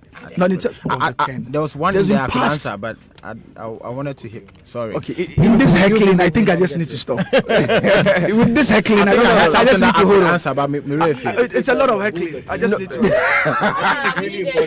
I think that question is about his trade secret, and if he doesn't want to, share it. Sadiq Abdullah. But Sadiq, who are the gatekeepers? The gatekeepers. Yeah, use the microphone. I don't know. So who are the gatekeepers? Okay, so I make the point that in every industry you've got people that have a certain level of access and control. Yeah. And these people open up the access for people. So you, that as a producer, it has a certain level of access as a gatekeeper. She as a presenter has a certain level of access as a gatekeeper. A number of people. So for instance, in 2010, Sarkodie performed on the Mamas. Yeah. There was a role certain people played to get ensure them that there. Sarkodie got on it. Yeah. I was personally involved, myself and Rudy Kwachi. Okay. So you That are is a gatekeeper. gatekeeper's action. Okay. You get what I mean? Okay. So beyond that as well, there's a number of things that Sarkodie may have gotten. Dr. Duncan, Yeah. Joy FM, all these things. So I make the analogy that there are a number of people within the industry that play a certain role. These people, by virtue of The their roles they work play. or their role, They become have a gatekeepers. certain level of access, and so they are gatekeepers. influence. Every industry have gatekeepers, but I think that was misconstrued. Okay. Also because of the strongman issue. Okay. Because I made the analogy that on strongman, personally, the number of people that spoke to me directly, I could probably drop some names that said that they were not willing to take on strongman and promote him or give him access. Also because they thought that Sarkodie was not helping industry initiatives or they didn't have a certain level of access to him. Okay. So I use the word gatekeepers, but then again, everybody attacked the messenger rather than the message, debating the message. And I realized that there's a number of ignorant commentary and derogatory commentary being made about it. But the facts, it's actually facts. There's a number of them. Look, there are a number of people that would have, I'm sure Angel may have had one or two conversations with a lot of people in the industry that would say, look, I have a problem with this. I could say, Abaji may have come to you to say that I have a problem with the fact that you are not available for us and you are only available probably for December shows. No. So you see, Miss G is going, because she may have heard that. It's not necessarily, what I did was just to relay the information. Okay. But this is actual facts. So, in bottom line, what you are saying is that some people are complaining that SAC is not accessible or doesn't avail himself for interviews, or doesn't unless support maybe industry it's initiatives, a number of things. So, And so is it true? these people just didn't want to. So it's probably maybe there's a disconnect between his team himself and But these people. Could it also But be that this is maybe the time feedback. that they want him, he's not available? Maybe the time that they want him, Expectations is, and management, maybe- George. Expectations management. Don't answer. So you see, there's got something called expectations management. How come the same feedback is not given or related to other talents? So it's feedback regardless. So that's why I say that there's a certain level of expectations when perhaps somebody is not owning and managing the relationships well to that extent where it fuels up these things. So that's when the word gatekeepers got into the public domain. But again, the way we react in this town, everybody do not like to have that deeper industry conversations. True. So everybody said, and I was actually even angry with some of this industry because I told them the industry where you see that often you people will come to me, have a conversation with me regarding these things. And when it's put in the public domain, You don't come and when the support. fans hit at you, then everybody run away. Yeah. Why are you not going to the take and address the person, the artist, address his fans, address his management, so that these things that you don't like do not necessarily show up again? So that is where the gatekeepers come from. But I'm probably glad that I got to I experience. love Sadiq Abdullah. Abu. Hey, today, I really. No, but he knows. So why are you saying today? no, okay, You yeah. don't know that Oh, you I know, are I know, my I know. person. Oh, I know. My personal person. I love him to bits. Plus Rasta. But as some more kind in an ekura is all Number one. No, but I mean, you could ask him. I don't know what you make. No, of no, it, no. but Yeah. What do you make of Sadiq, it? you made you made the point. So Yes, let's say- yeah. I agree with a lot of things that he said. said, you okay. know, I think I sat with Mark. Yeah, we had Okrekumante. we talk a lot, and then he told me about these things, and I do agree with it. If you study me, even Mark should have been the last person that I would want to open to. I want to open up to a lot of like industry people, but I always feel when the expectation is not met, I look bad. Yeah. So it makes me want to like Stay back. because if I don't get close to you, you don't say. If I say no to something, it's a problem. Like I don't have.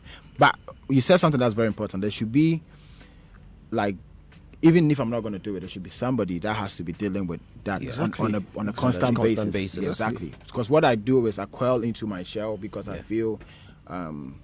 Anytime I talk to these people, you are misunderstood. Exactly, there's something that goes wrong. So maybe don't ever think for a second that it's because of branding. I don't want to talk to nobody. It's just my constant what I've encountered with the media most times. So it makes me draw away, but it's never intentional. Like I don't want to, because if George says, "Sak, I'll come." If same with Sadiq, Mark, yeah, because he's gotten to It's a level of relationship. Yes, we had a conversation, and I felt it was genuine. Uncle Ken. Yeah.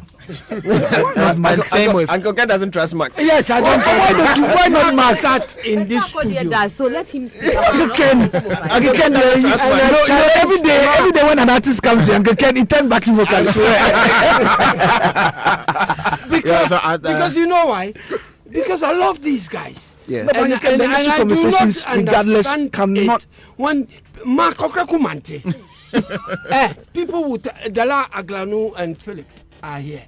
I had a lot of arguments with him about SAC because Mark Okrakumante was always saying uncomplimentary things about SAC. Yeah. Oh, but they patched But it they up. patched up. Well, That was a long time ago. The point is this. And at that Uncle Ken, time- regardless of the love you have, I'm not sure that Yeah. none of us That's do a not matter. love these guys. At If that we time- do not love these guys, Wouldn't we even probably care. not care. And Oh, we I'm have not to saying do- you don't But love you them see, all. Uncle Ken, what is important, like I said to you, is that often we deny the public the benefit of deeper industrial conversations. Okay. When the likes of Sarkodie get here, when they come, we need to have that. It's important. Oh, I know. The people that are I know. listening. Sadiq, don't There worry. is a lot of You made that ignorance point. in Let's this go. of the Let's go. space. We're running out of I time. You still made the have point. 4 Something questions. important is happening though. Angel is sharing money in the studio. Please, Is give he? me some. I don't know if it's part of the show. Angel is sharing dollars money will be part. in the studio. For the gatekeepers. For the gatekeepers. I'm That's chief. good. But you have to Uncle Ken come number to one. me. Give me Yes, one. let's go to Uncle Ken now. Okay, Yeah. Sadiq made the point Yeah. when he first started, and that's why I butted in, and I apologize Yeah. for disturbing, even though he never apologizes to me when Oh, Uncle Ken. he does the Uncle Ken, same let's go ahead. thing Don't to worry. me. He made the point about Sarkodie being wrong when he said that the Grammys were not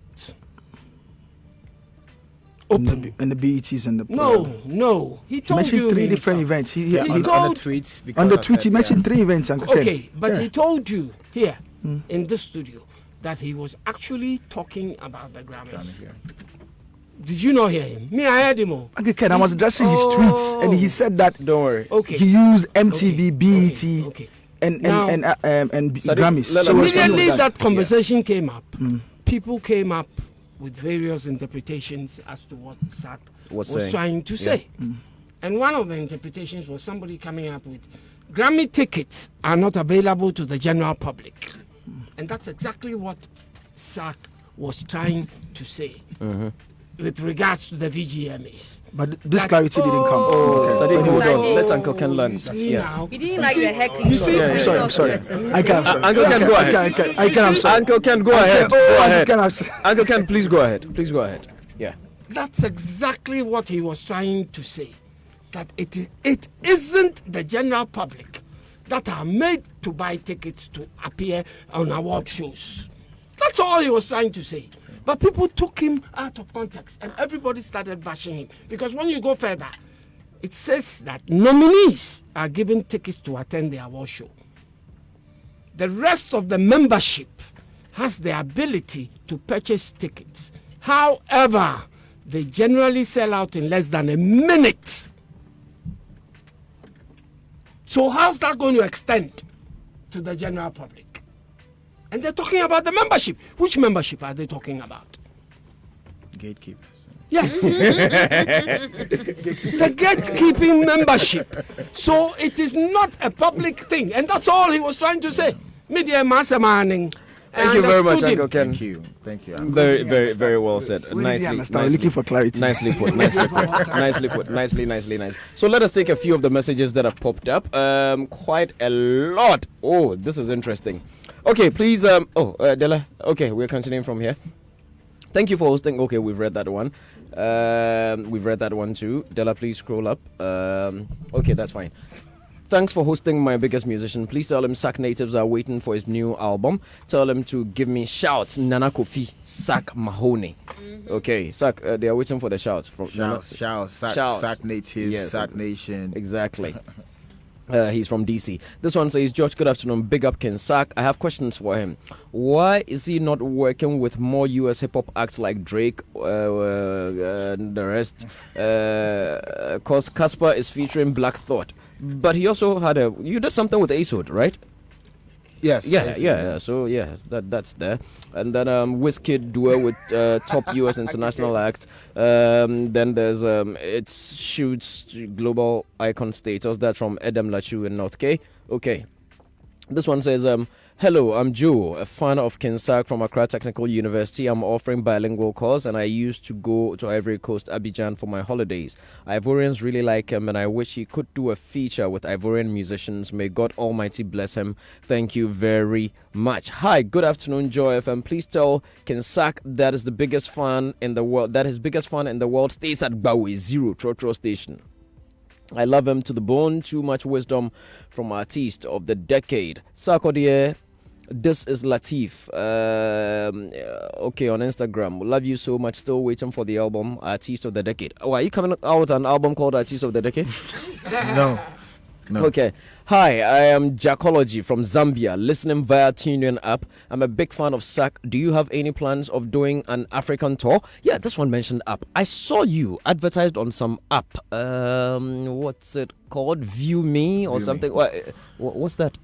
It's a platform that I discovered that I think we all should be part of. It's called Vumi. If you go on your Play Store, you find it. I think it's like Instagram, Twitter, YouTube boxed in one. But then you're monetizing anything you put out there. And the good part is you could stream pay-per-view. So that means now streaming, you can choose the price that you want people to watch you. You know, because now Instagram is free. I don't know if Instagram is paid, but I think you stream for free. But on Vumi, you could stream all the shows that you're doing, not even here. Reason I ask because I had some people say it belong to you. No. I just believe in the app and what it does. Oh, okay. You know, so okay. I saw it and it's a bit new, but then when I saw the features and what it has, I felt everybody should get on. Yeah. And actually, for a lot for us in the media that we have content to push out and make money out of it, I think that's a good platform for all of us. Oh, so you put your content there actually? Yes. How does the model work? Okay. So what, you load the content and what happens? The back end job is a whole lot. I have my people dealing with it, but then it's Sadiq that could pass on the information when I get it, but then it's like YouTube. You're getting paid for views. Oh, okay. But then this one affects just even post pictures, whatever. You're still monetizing it. And then the best part is if you Sadiq believe that people can watch you for $100, you want to stream per that. That's the difference. Because normally you peg your own rate. You peg your own. Oh, that's cool. That's the magic. To me, that's the magic with Vumi. So if you feel people could watch you and pay 1,000 Ghana cedis, you could set that. Interesting. So if two people, but how do they filter rights and all of that? Those extra stuff. Okay. Okay. Tell Ken Sarkodie he should keep it up and continue being the gentleman that he is. Listening to him live from London. That's Nene. Uncle Ken, dear, every day. Today is my first time meeting that. That's Obed from New Legon. Rasta will get out. Uncle Ken, it's true. Who else do you want to meet? Who else do you want to see? Wendy Shea. Oh, he's met the 4S. Yes, I haven't even met Wendy Shea. Yes, you want to meet Wendy Shea. I haven't met Wendy Shea. Have you met Miss V? I haven't met Miss V. Have you met Efia? No, I haven't met Efia. Wow. Uncle Ken. I have not. Have you met Shabarangs? Who? Shabarangs. Yes, I've met Shabarangs. This week I heard someone was saying that you guys brought Shabarangs. Yes, I've met Shaba. Okay, let's go on. This one says, Kensak is our own, and you know there are different African hip hop artists who are doing international collaborations. So why is our own Kensak not putting measures in place to make one of their best intercollab with those hip hop artists? Or please ask him if he is waiting for Jay-Z, as he always says in his songs. By the way, I'm a huge Sak fan, lay low, so I want to know why not huge in the collab up till now. Bless up y'all over there, especially Kensak from Kwame in DC. That's from Kwame in DC. Okay, so hey Kwame Rasta, you're here. We haven't heard from you. Yeah, as for you, dear, you know Kensak, so talk to us. Good afternoon. Good afternoon, my brother. I'm very happy to write you this letter. I'm very happy to receive it.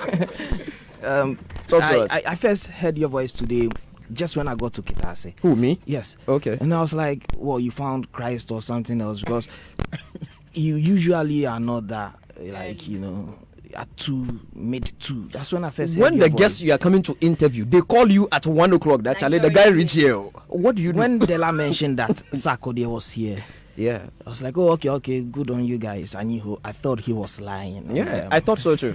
You know, if it is not, because I still don't trust that Sarkodie came from home for this purpose at that time. I suspect there's some studio somewhere just behind some building, and he slept there yesterday, and all of them have converged here to make our lives very, the way it is this afternoon. But you see, we are blessed to have him sitting right here.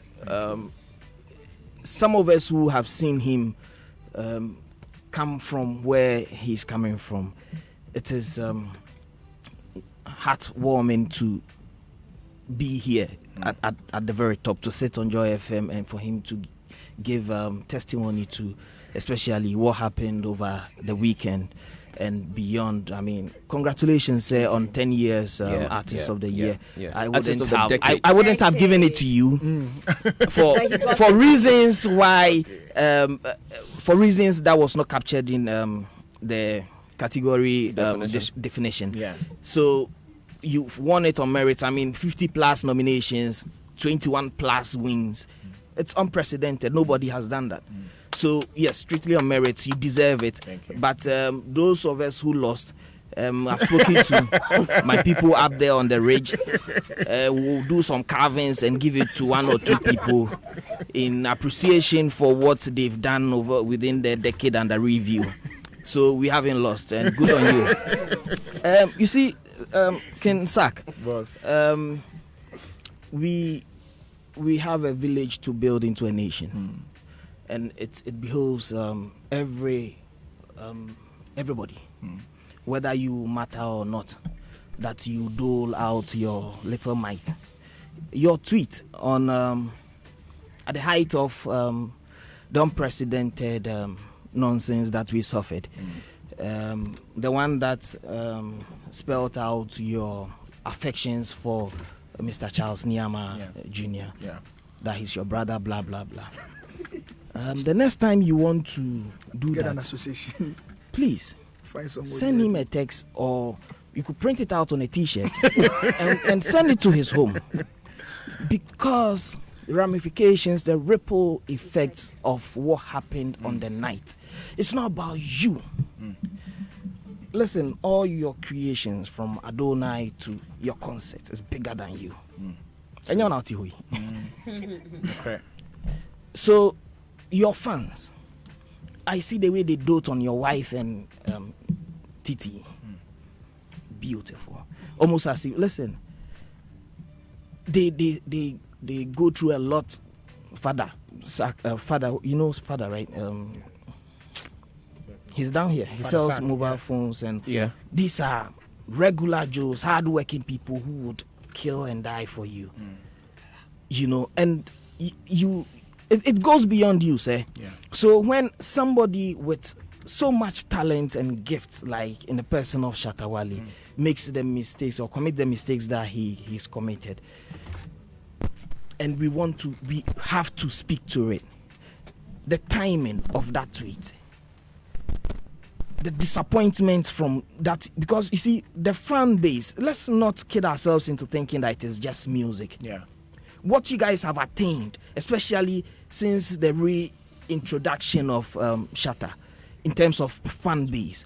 On the streets, it is war. It is not a joke. Okay, I hear Sunday people were fighting in Kwabinya. Beyond that, sir. There's been, there are serious things that have been brought to bear on our plight or on our progress. And so when people like you take that positions, it's not just about the disappointment, but then again, it makes certain people feel like, yes, even your sack stuff is still the hold fort. But you see, the conversation, unfortunately for us, is being vested in, again, the small blight on the night. But, Sack, the biggest culprit here on the night, Shatta there, Sebi Onyeshi, Stoneboy the Wanyeshi, our host, Chatterhouse. They brought us there and then left us alone for the hyenas to feed on. And I am not happy that George is moderating today, because at the end of the month he ought to be paid. You understand? People challenge. Opportunity to ask your questions. Are you done with Sack? Because you're almost out of time. And no, so I'm not Sack. Sack has to go. It's time. Yes. So finish with but Sack so that is we can a go. big. Listen, Sadiq dealt with the industry bit. No, and I'm dealing with the social. Okay, hurry up. Maybe you do yourself some. You hurry up. You hurry up. Hurry up. So you see, we should, having had this opportunity of you being here, should be looking at the way forward. True. For instance, they have sat in their homes, in their offices, come up with a very, strict and very biased situation that, listen, we are collecting back our plaques from you for what? It's not like they were sharing things to people and they do. It's very unfortunate that you guys at the helm, let's say you, Samini, Shatta, Stoneboy, if you decide to form any alliance today, say, listen, we do not even issue a statement, okay, that we do not and we cannot permit this based on, because almost everybody is speaking against that bit of punitive, measures meted out. Now, it's important that you at the top come together to speak, because it is you that have the masses behind you. Chatterhouse, Onyeshi is just a business entity, put musicians together, tell them to come and comport themselves, wear your best clothes, I would reward you, and then I'll make all the money, give you some more if need be, and then next year I'll use you again based on whether you make a hit or not.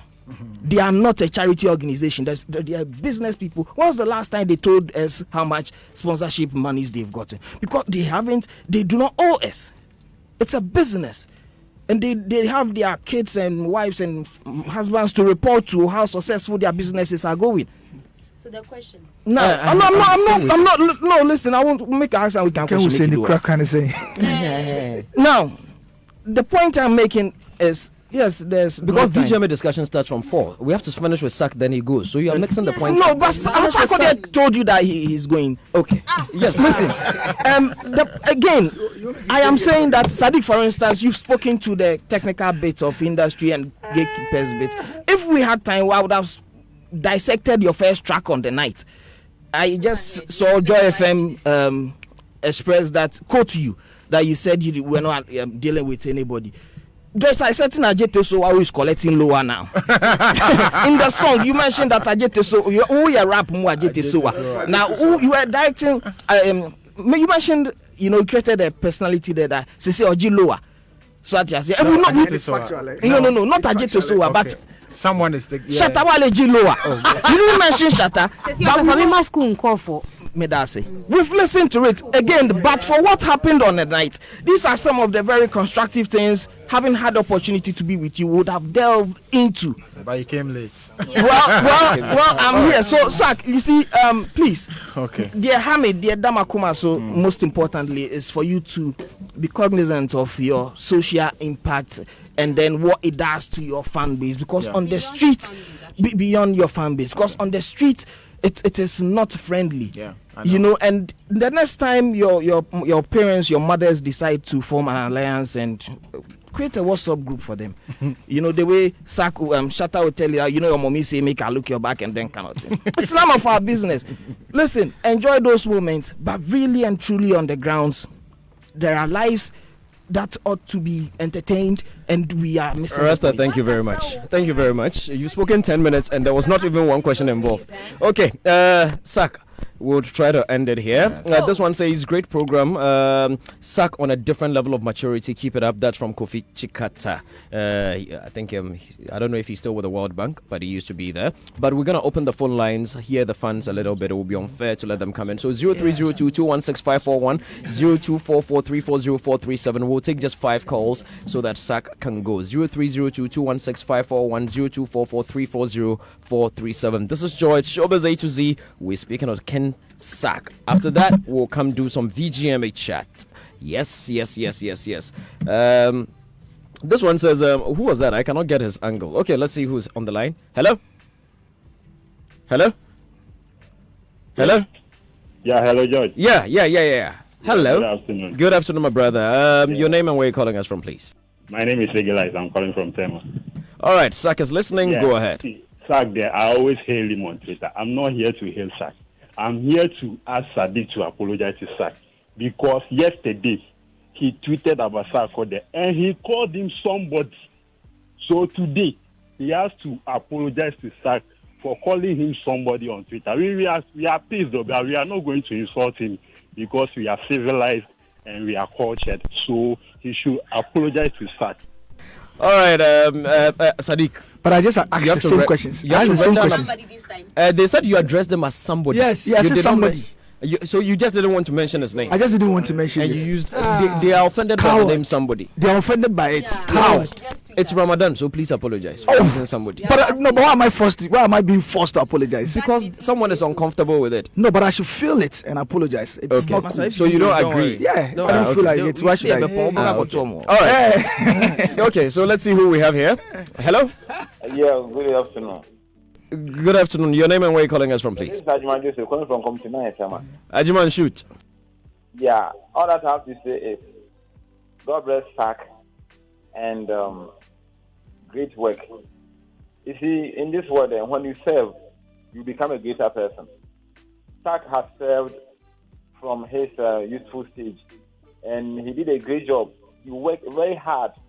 So the successes that he's talking is about hard work that he started. He started underground, very hard, and when he came out, whoever was listening to Sak is like, wow. And you know, I predicted that he was going to win, and I'm glad he has won. It's not that his music was doing too much than others, but apart from Sak, when you hear his music, everybody will adjust to it. Whoever features Sak in his or her music, that music is a hit throughout the 10 years period. So I think he deserves it. So Thank you very much, my brother. That was quite deep. Yeah. Let us see who else we have on the line. Hello. Hello, this is Yaro calling from Nkoko in Mr. Yaro. Yeah, big boss. Yaro. Hi, big boss. Yaro. Oh, big boss. Yaro. How you doing, my brother? By the grace of Almighty Allah, we are blessed and taken inside of. We are doing the Ramadan. We give thanks and praises to the Creator because He left 10 days for us to sleep. So today I'm all again to all our Muslim brothers. Today we are starting the left with Kader. But I have a question for us, my senior brother Sadiq. Go ahead. Sadiq, it's for you. Yeah, I want to ask Sadiq. Sadiq, you know that we what Islam, we don't take what sandals or slippers to enter our mosque.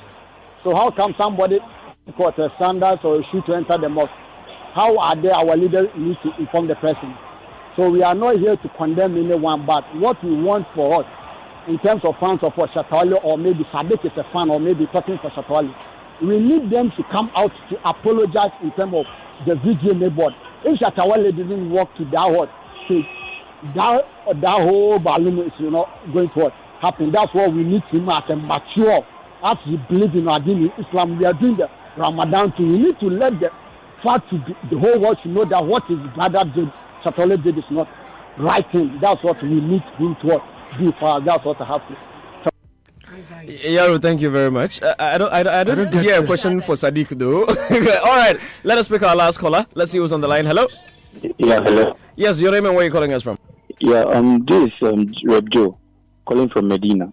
All right, go ahead, my brother. Sakas listening.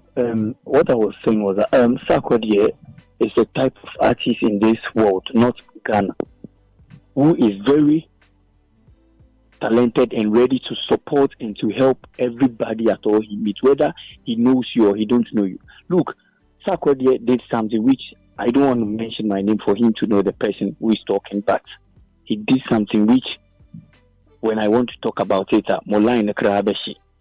Hey, that's overreaction. Sarkodie is a type of artist. Obi feature Sarkodie, he makes sure that he comes out easily. And Ushia Sarkodie, baby, you sit in your home and say Sarkodie is a very rude human being. He's not good. He's the type of bad human being. But Ushiana, Sarkodie made him promise be who he wants to be, because what? Yep. He's a very talented and he's a very great human being in this world. Sarkodie, I want to say this. There are 3 talented artists in this Ghana. You should look up to one of them, because we all trust in you, what you can do.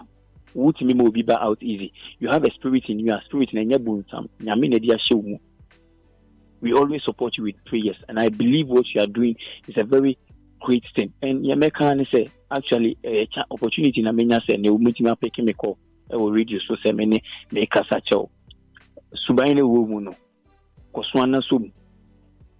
Actually, yes, bibia nipa bibia timi too anytime, but adiba ko pe na me pese bibia ko so kai niama o ye no on pai bon memory fi, because papa na o ye no Nyankopon no ye den okura bombodi na koso boa obi a oboa bia no na unshira no enye mi na metua enye bibia wo no mo motio ne betua Nyankopon ne wa ya magana fo no bintimi nka ena mi mintimi ntua oka Nyankopon ne betua oka, because nyama pankwa na wo ye ogana hanti no actually me shira o esre nyame adum nyina se enka o number one e we Jesus Christ di ma me bompa e Sarkodie. Amen. Joy 99.7 FM. Sak, that was too deep. You wanna cry? I'm trying to look at his eyes though. I can lend you a few tears. Mine is still not finished. That was very deep. Thank you. Oh, again. Today come for you. Oh, George, my question. So you have one last question, because I think there's no better way to end this interview than this one. But it's a simple question. It's not one of those ones that you think is controversial. All right. I think I've watched this man, and every time I keep asking, what kind of brand is he projecting? People say, like he mentioned in his interview, that people think that, oh, you're too new. Miss, I told him last time that you behave like you're the godfather of the industry. Like you pick your phone and then you want to talk about everything that worries the industry, what's happening in the industry. And then you make yourself available when you feel that you want to make yourself seen. So I'm asking, like the way they whisk him away during the anomaly that happened at the VGMA, it tells a kind of brand that is deliberate. I want to know what kind of brand Sarkodie is building. Before you answer that, Sak, there are 2 people who were whisked out of that auditorium in James Bond style. Sarkodie and the British High Commissioner. I said James Bond movie. Oh my God. Somebody was telling me they saw Sarkodie walking over there. I was just behind the British High Commissioner. I was just looking at him like this. I just turned. And like seconds when I turn again, they just whisk him away. Yeah. Sak, so what kind of brand are you building? I mean, how do you want people to see brand Sak? Wow, I have an idea, but to like put a word to it, that would be hard. You know, I think I'm being me as a person. You know, that's how I am naturally. You know, so when people say, like people compare me to my brother and go like, you are fake because you don't voice out. If I act like my brother, I will be faking actually.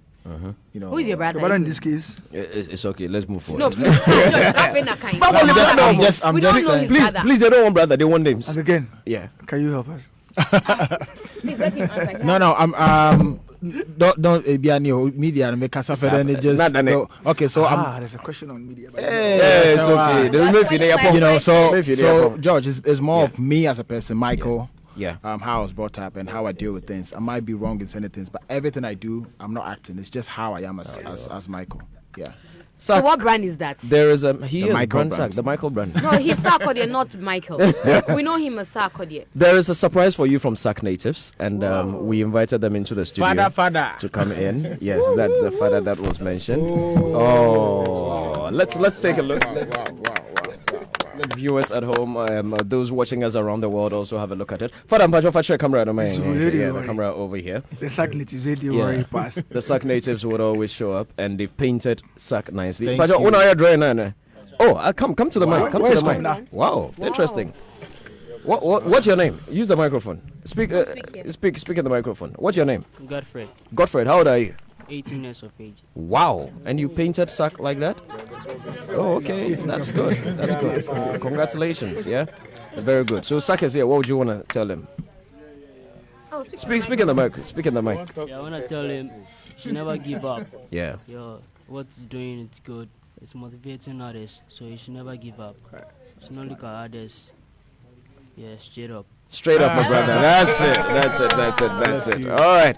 Sac Natives, thank you all very much. Thank you for coming. Your king is here. Sac, it's been a great day. Any final thoughts before you go away? There's a young lad out there who probably wants to grow up and be like Sac. What should he do? Or what would you like to tell him? Love whatever you're into. Be true to yourself. Be yourself. Love all people.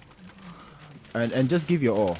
You know, just give everything in you. And I think today I've learned a lot just by listening. Yeah. And I take a lot from my two brothers. Yeah. The reason why I was drawn to Mark is because of these things. Yeah. Because when they're saying it, It's you feedback. might take it negatively, but maybe they feel a certain way because they, as he said, if he doesn't care, he wouldn't even talk about it. So Exactly.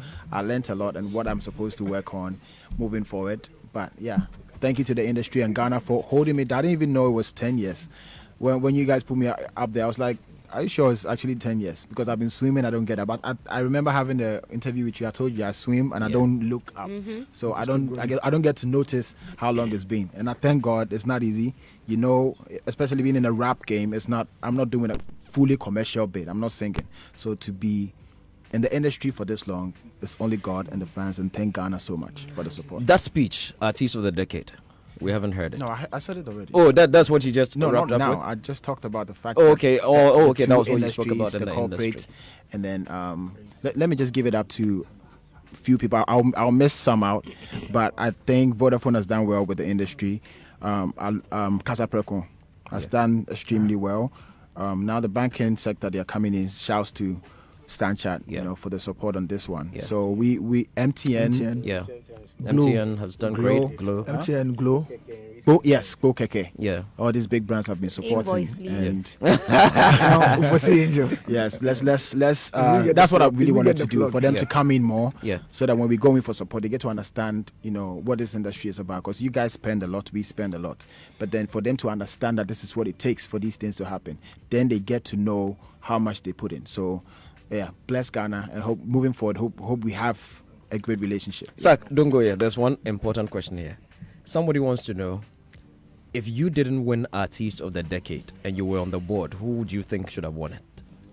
You need to give me time. No, but on top of my head, I think yes, it looks like Samini. yes. If you look at Oh, should I mention all the names for you? There was Samini, there was R2Bs, there was Ifia, there was Becca, No. there was Okay. there was hard. Ochiame Kwame, Yes, in the there That's was hard. Nasi and No Tribe, there was Sac, there was who else was there? Who was Stone Shatawale was Shatta. there, Let me Joe Metal was there, and then Stoneboy was there. let me keep it two. Yeah, Samini R2B. Samini R2B. Yes. So if it wasn't you, it could have been any of Definitely them. Ochama Kwame, a big brother I respect, but I think sometimes in between he knows how to lay back. Lay back, yeah. And you know, but R2Bs, they even if they lay back, the music comes right after. Yeah, You know, so yeah. Sac, thank you very Thank you much. so It's been an much. honor, and thank you very much for coming on time. It is an act of discipline, and we really appreciate it. We would want more of such from all the other acts that we have out there, and then we would also hope that when we do invite, they would come. And please, all those others that are complaining that when they call you, don't Before yeah. I go, so it's Yeah. been a long time I spent time with the fans, not just fans, but any football fan. Okay. I don't know when the fan house for Champions League. Champions League is. Uncle Ken knows because Next Saturday. Saturday. You know what, What Kelo? team do you I think support? hits is my doing the team, hip. my team is not in the. he's a Man United fan. No, don't force me, please. Arsenal. That's Arsenal fan. Oh, Nasi Akada. No. That's Arsenal fan. But he can't be a Liverpool fan. What is happening is we want to watch the match together with the fans. Okay. So if you follow me on Instagram and Twitter, I'll be putting out details as in how to make that happen. So we can watch it together. And after that, I'll perform for the fans as well. Oh, great. So both, I don't know, it's Liverpool and Tottenham. So all the fans will come. That Liverpool win. You never walk alone. So those informations will come tomorrow. And DJ Mensa will be on turntables. We're really going to have fun. Maybe you should just let them join you at the Hits FM rep or just at Aviation Social Center. Kenya bad cry. On the same day? Yes, on the same day. Sir, you see the risk in fraternizing with gatekeepers. You see, as you open up now they won't box you for. You see, you should never. Listen, if gatekeepers wants to do anything with it, they should go and look for that Lumba. Wrap it up. But all your songs that you've done, all the collaborations features, which is your personal favorite? All the songs. Like other songs? Like, it doesn't matter. Your own songs. Yeah. Which is your personal favorite? You were playing it you were playing it already. It's Hope. Yes. Thank you very much for coming, my brother. It's been an honor. Yeah. Joy 99.7 FM. Yeah. Yeah. Tibia would Timubia, one Quadia, one Bembu. You saw beton and so if you ever want to Bensu. So you ask a crab program with your 4 baby one man. Chedian Pons in a neat one and muscle, Mawakumentu. Usu, would ye and a wolf munina. A put was so I know a Shapantia would Yakoma. Your young coupon with whom my broker see the man and man. Christo de Hunton and Diawana. What told me put on my town for him and Rami Yeni Dasso. What saw me sat the Mitrapo, Coco, and Yamapanso. Sesena me what that's what Tiasadia will need a wanso. To take what time while ye be paying what that's Sujin and the Naso. And forward into Yassi. When Yanko upon the Tiasi. We didn't even shas in Predias and we nimber grassy. Nipa Bestro now. When you cry, I hear Chivasi. Need the name of Ubunko to Yaka Senya Memedasi. Said you can see to be dead in Tino. And so Chebe Brebato so Kai baby I will fino. Yachida would do CD be feared and so what down with Chino. The Bompire when Sabaka would hear with yes to Dimo. Open the Bomb. So I know the Bebanama Wabamumbo. In a Bindinama Wakumen. Yeah, what did you want to Nani? I mean, so I didn't any Puano. So I know the Bebanama Wabamumbo. In a Bindinama Wakumen. Joy 99.7 FM. I didn't any Puano. Looking for someone to take your sorrows all away, one to hold you tight and say everything's gonna be okay. Kaisabra we pray now, Wamani huna wunemia, and yet the night to be try. Hold on to your faith, there will be a. What else? I keep baby up. Joy 99.7 FM. Oh na, what you heard about brother? I thought you are my the one's cut that is loving matter. Let's see how I can. Mommy, I want to mop the floor today. But I said it first. When did you say it? Mommy. Yes, my dear. Can I bath myself today? No, dear. Daddy will bath you today. Hey, where did I sleep today? Everyone is willing to help me. It's because of the smell of the new Camel antiseptic. No, it's because of the scent. It's the fragrance. The new Camel from Carex has a fresh and nice fragrance that keeps everything smelling so good with the same protection against germs. Camel cleans, cares, and protects for healthy skin. This advertisement has been vetted and approved by the FDA. Hi, I'm Emma Morrison, Group Head for Business Programming at the Multimedia Group. This year, I will be at the Women's Leadership Conference in Las Vegas with Adansi Travels. Want to be inspired to achieve a high level of personal and professional growth? Join me for this conference, which promotes women's personal and professional development and advancement. It's going to be an eye-opener with varying perspectives and strategies for development. Las Vegas is a top 3 destination in the United States for business conventions and a global leader in the hospitality hospitality industry. There will be lots to do and lots to see. So let's go to Las Vegas, August 4th to August 8th, 2019. Don't miss this opportunity to be inspired, motivated, and to network with over 2,000 global leaders at the plush MGM Grand Hotel. Oh, and men can come too. For US visa holders is $1,590 single, and for non-US visa holders is $1,950 single, exclusive of flights. Deadline is May 30, 2019. Contact Adansi Travels on 055-631-0404 or 024-360-6648 for registration and travel arrangements. Las Vegas, here we come.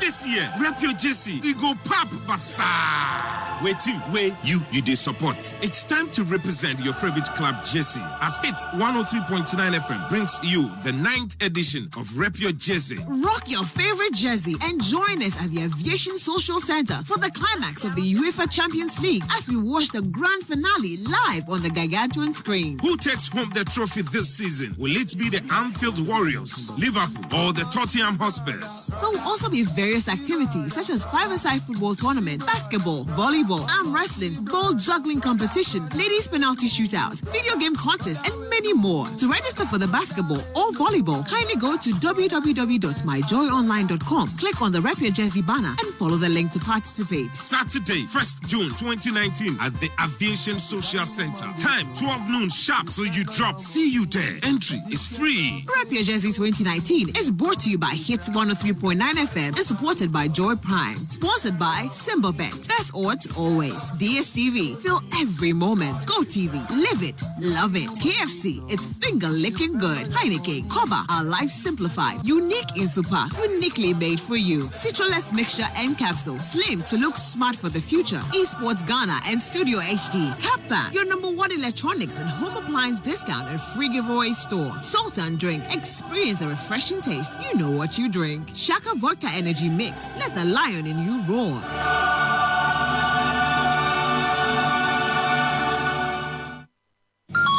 Game over. Oh no, I lost again. Mommy, can you please buy me some coins for my game from Play Store? Please. Kojo, how? I don't even have a debit card. Hey, Mommy, don't you know? You don't need a debit card to buy on Play Store. You can pay with MTN Momo. Can I?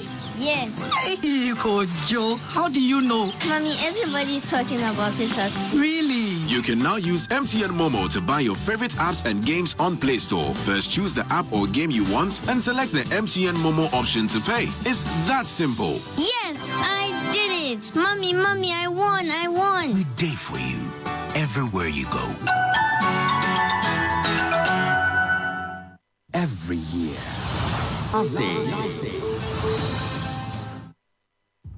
The long football season comes down to this: the one game that decides the kings of Europe and the kings of commentary keep watch. Sarkodie has produced the magic.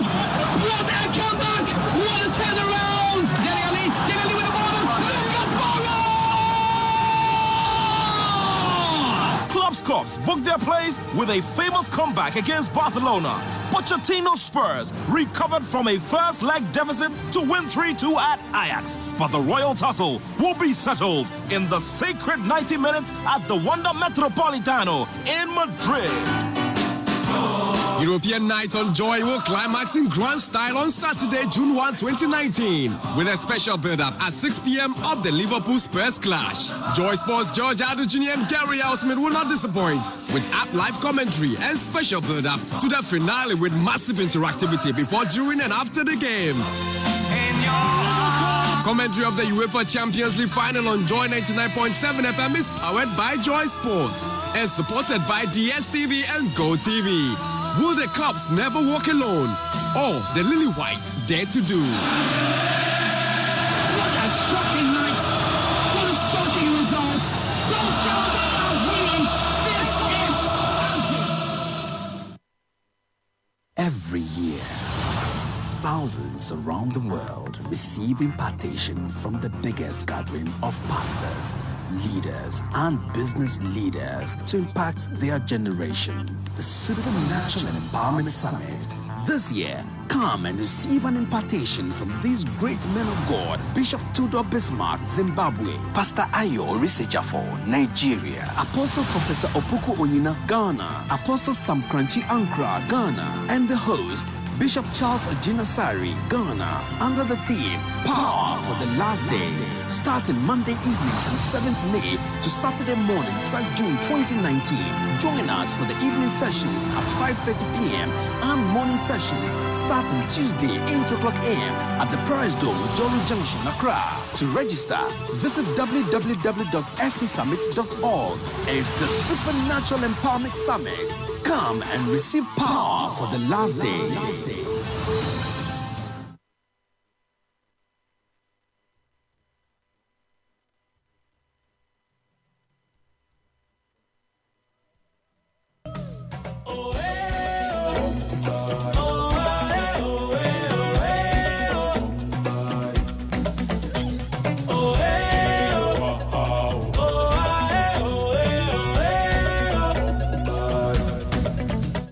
And that's the theme song for the VGMAs, meaning we're just about to go into that talk. But ahead of that, let's speak about another award scheme that's just about to come up. I hear I'll be winning an award there this year. So, so let's talk about it quickly. Yeah.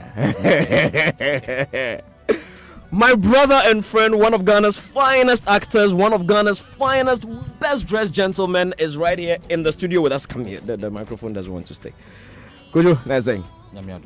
Yes, you know him as Kojo Rana, and he's the CEO for Emmy Africa Awards, right? Yes, sir. And this will be the third edition? The fourth. Fourth edition, wow. A long way. Very long way, congratulations. Thank you. How have you managed it? It's not easy. And it's not a paid event. Sitting on that seat. I know you understand it's what not, it takes. It's not a paid event, right? Do people buy tickets? To some extent. Okay. Yeah, just is it an award show? It's an award show. Mm-hmm. It's an awards event. Why do you sell tickets? What? Why do you sell tickets? Why do you sell tickets? We need to make our money. we spend money to put up the show. Yeah, I was just we were just doing that. Okay. So, what is the process of choosing nominees for this prestigious awards night? Right. We have a very, very strong and able faculty. So, before the faculty's work starts, we call for nominations from the public. And then we also have a very, very strong secretariat. So the secretariat also does a lot of work. And then, the feed we get from the public, together with what the secretariat, the research that the secretariat comes up with, the faculty sits on it, and then they do their short list. And then we have two categories of awards. We have the public and faculty voting categories, and then we have the categories that are just the faculty voting categories. Interesting. Yes. So for the public and faculty voting categories, after we've called for the nominations from the public, and the secretariat has also done a lot of work, and then we've shortlisted. We'll bring it back to the public to vote again, and that the breakdown is 40% public, 60 faculty. So really, the decisions are made by your faculty, not the public. Well, the public also has a voice. 40%. Otherwise, we wouldn't have asked for them to nominate. But at 40%, you know clearly they don't have a say. They do. 40%. 40%. 40% over 60%. Yeah, of course, their voice is heard because you're bringing back the narratives. Yeah, I mean, I know you are into an award scheme, so you understand. Yeah. That's why I'm wondering why the public has 40%. Anyway, but that's cool. So, how many categories in total do you have? We have about 30 categories. About 30 categories. Okay, and these categories cut across various sectors of society. Cuts across various. Beautiful. So, how do people get to vote? Do you vote online via shortcode? How? Right. So just last Thursday we had nominee announcement, and then we also officially launched the 4th annual Emmy Africa Awards. Yeah. And so people can vote on our website emmyafrica.com or hashtag #EmmyAfrica on all our social media platforms, and they can also text Emmy and the name of the nominee to 1393. And so far, from Thursday to today, we've had over 5,000 votes. And Wow. it's just amazing. Wow. I don't know if it's because it's toll free, but yeah, possibly. The votes are just amazing, and we are very, very overwhelmed by the support that we are getting for this year's event. Pretty interesting. Yes. And when is the event happening? The event is happening on the 22nd of June. 22nd of June. Yes, Where? At Kempinski Okay. Gold Coast Hotel. We've held it at the Kempinski Hotel 3 consecutive years. Yes. And this year we are very excited because we have some very remarkable collaborations. We've collaborated with the Commonwealth, the Royal Commonwealth Society, and we have also collaborated with the Veteran Administration of Ghana. So there are a lot of interesting things that are going to come up this year. We have also collaborated with the Diaspora Affairs Office of the President. Okay. So for the year of the return, we're going to bring one great Ghanaian home to be honored at the Emmys. So this year is going to be very, very exciting. A lot of features. Who's hosting the show? Too early? Nothing. Any unveil of performance? Not at all. Not yet. Nathaniel Ato will be hosting the show. Yeah. Okay. And but performance will be announced in the course of the year. In the course of the year. All right. Okay. Kojo, I don't know if there's any other thing you want the public to know as far as Emmys is concerned. Well, I'd like them to, go ahead and vote for their favorite nominees. So we've put out the names. They go to our website. All the information is there. Yeah. Go out there, vote for your favorite nominees, so that the best person wins. Yes, I think everybody the in there person is a potential winner. Yes. Am I there? You might get an honorary award. Now we are talking. Sadiq, did you hear that? Lifetime. Yeah. Lifetime. Yeah. For the Ghana Heights Association. yeah, exactly. All right, my brother. Thank you very much for passing through. Yes, we will look forward to that 22nd June. You said yes. Kempinski Gold Coast Hotel. We'll come there. We're gonna have fun at the Emmy Awards. Thanks, Chief. All right. Thank you. Nice one, Emmy.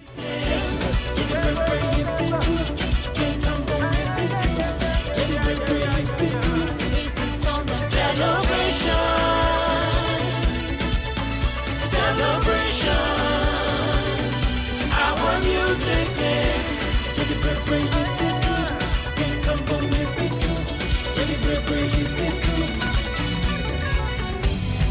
We have a mission, we have a purpose, making you move to a groove. Hear the drum beating to the Joy 99.7 FM. We're playing together, playing as one. It's a time of celebration.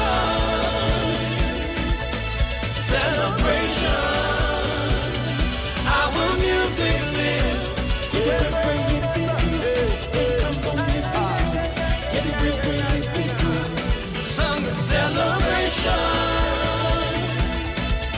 Celebration. Our music lives. Joy 99.7 FM.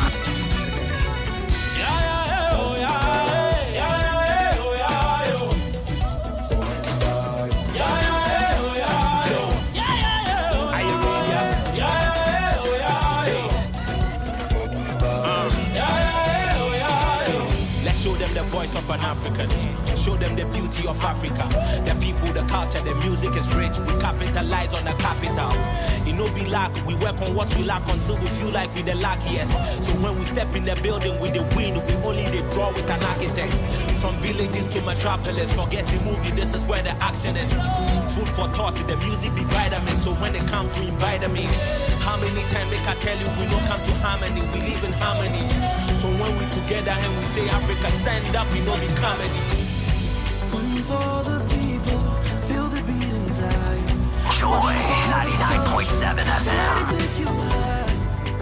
One music, one people, one nation, feel the beat inside.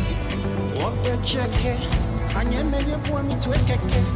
Lala, any watch it, any watch it. Why just show.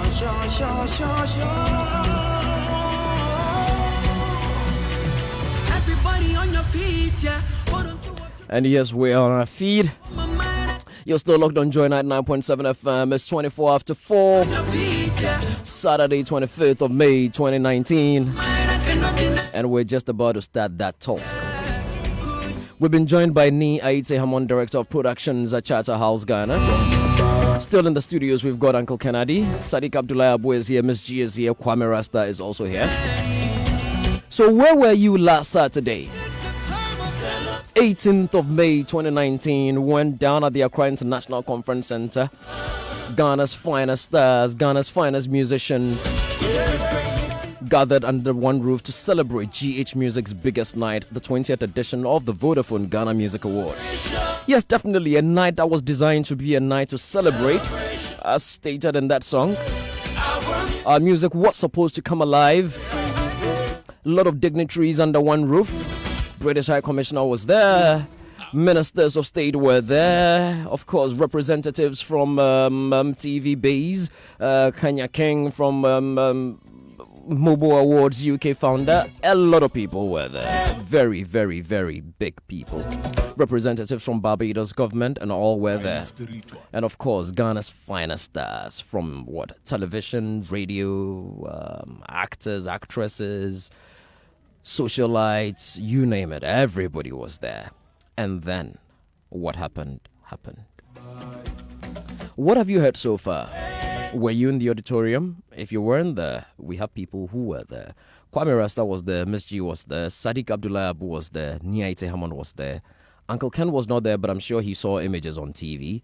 And even if you weren't there, I trust you've probably heard what did happen when, during his acceptance of his award for Reggae Dancehall Artist of the Year, a Stone Boy took the microphone to give his acceptance speech.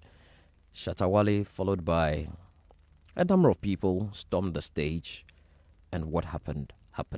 Let us take a summary of events from Miss G. Miss G, you were in the auditorium. What did you see? What went down? Auditorium, like you said. So, like you said, also, we're told by Abiku Santana, who was there to announce the dancehall or reggae dancehall artist of the year, that Stoneboy had won the category, and sitting at the last lane of those who had the platinum tickets, thanks to Asamoah Beidou Arnold. All I saw was somebody walking, shoving people from behind. And then I saw people saying, hey, Okohin, including myself, saying, hey, Okohin. Shatawale and a group of people walking towards the stage where there was also Stoneboy and his team who had gone there to receive the awards. Then I saw Black CD, who is a manager of Stoneboy, walk to the stairs of the stage to I didn't hear what he said, but to say, don't come on our stage. I presume that's what he was saying. Yeah. Don't come join us or don't come here. And the person who was leading wouldn't even vouch. He wouldn't be bothered. He kept climbing the stairs. Then there was a push. A push from who? There was a push. I think I saw Black City trying to stop him. And then just after that push to stop him, there was a free-for-all fight. That's all I can remember. That's what I saw in the auditorium. It took videos for me to see that there were guns pulled out, one by a police officer, and then the one the Stoneboy also had, which I saw about 3 people pass. The videos I've seen tells me or shows me that it was passed from another person to another person before it even got to Stoneboy. So that's what I saw by way of video. But what I saw in the auditorium showed when CD was denying that young man access to the stage by pushing him stop, and then there was a free-for-all fight. Ni, how did we get here? I mean, an event that is supposed to be an A-list event, that is supposed to invite the creme de la creme of society, an event that tickets were sold at such premium rates. I mean, 250 CDs and 400 CDs is not cheap. An event that had such high dignitaries in that auditorium. How did Charterhouse allow this to happen, if I should put it that way?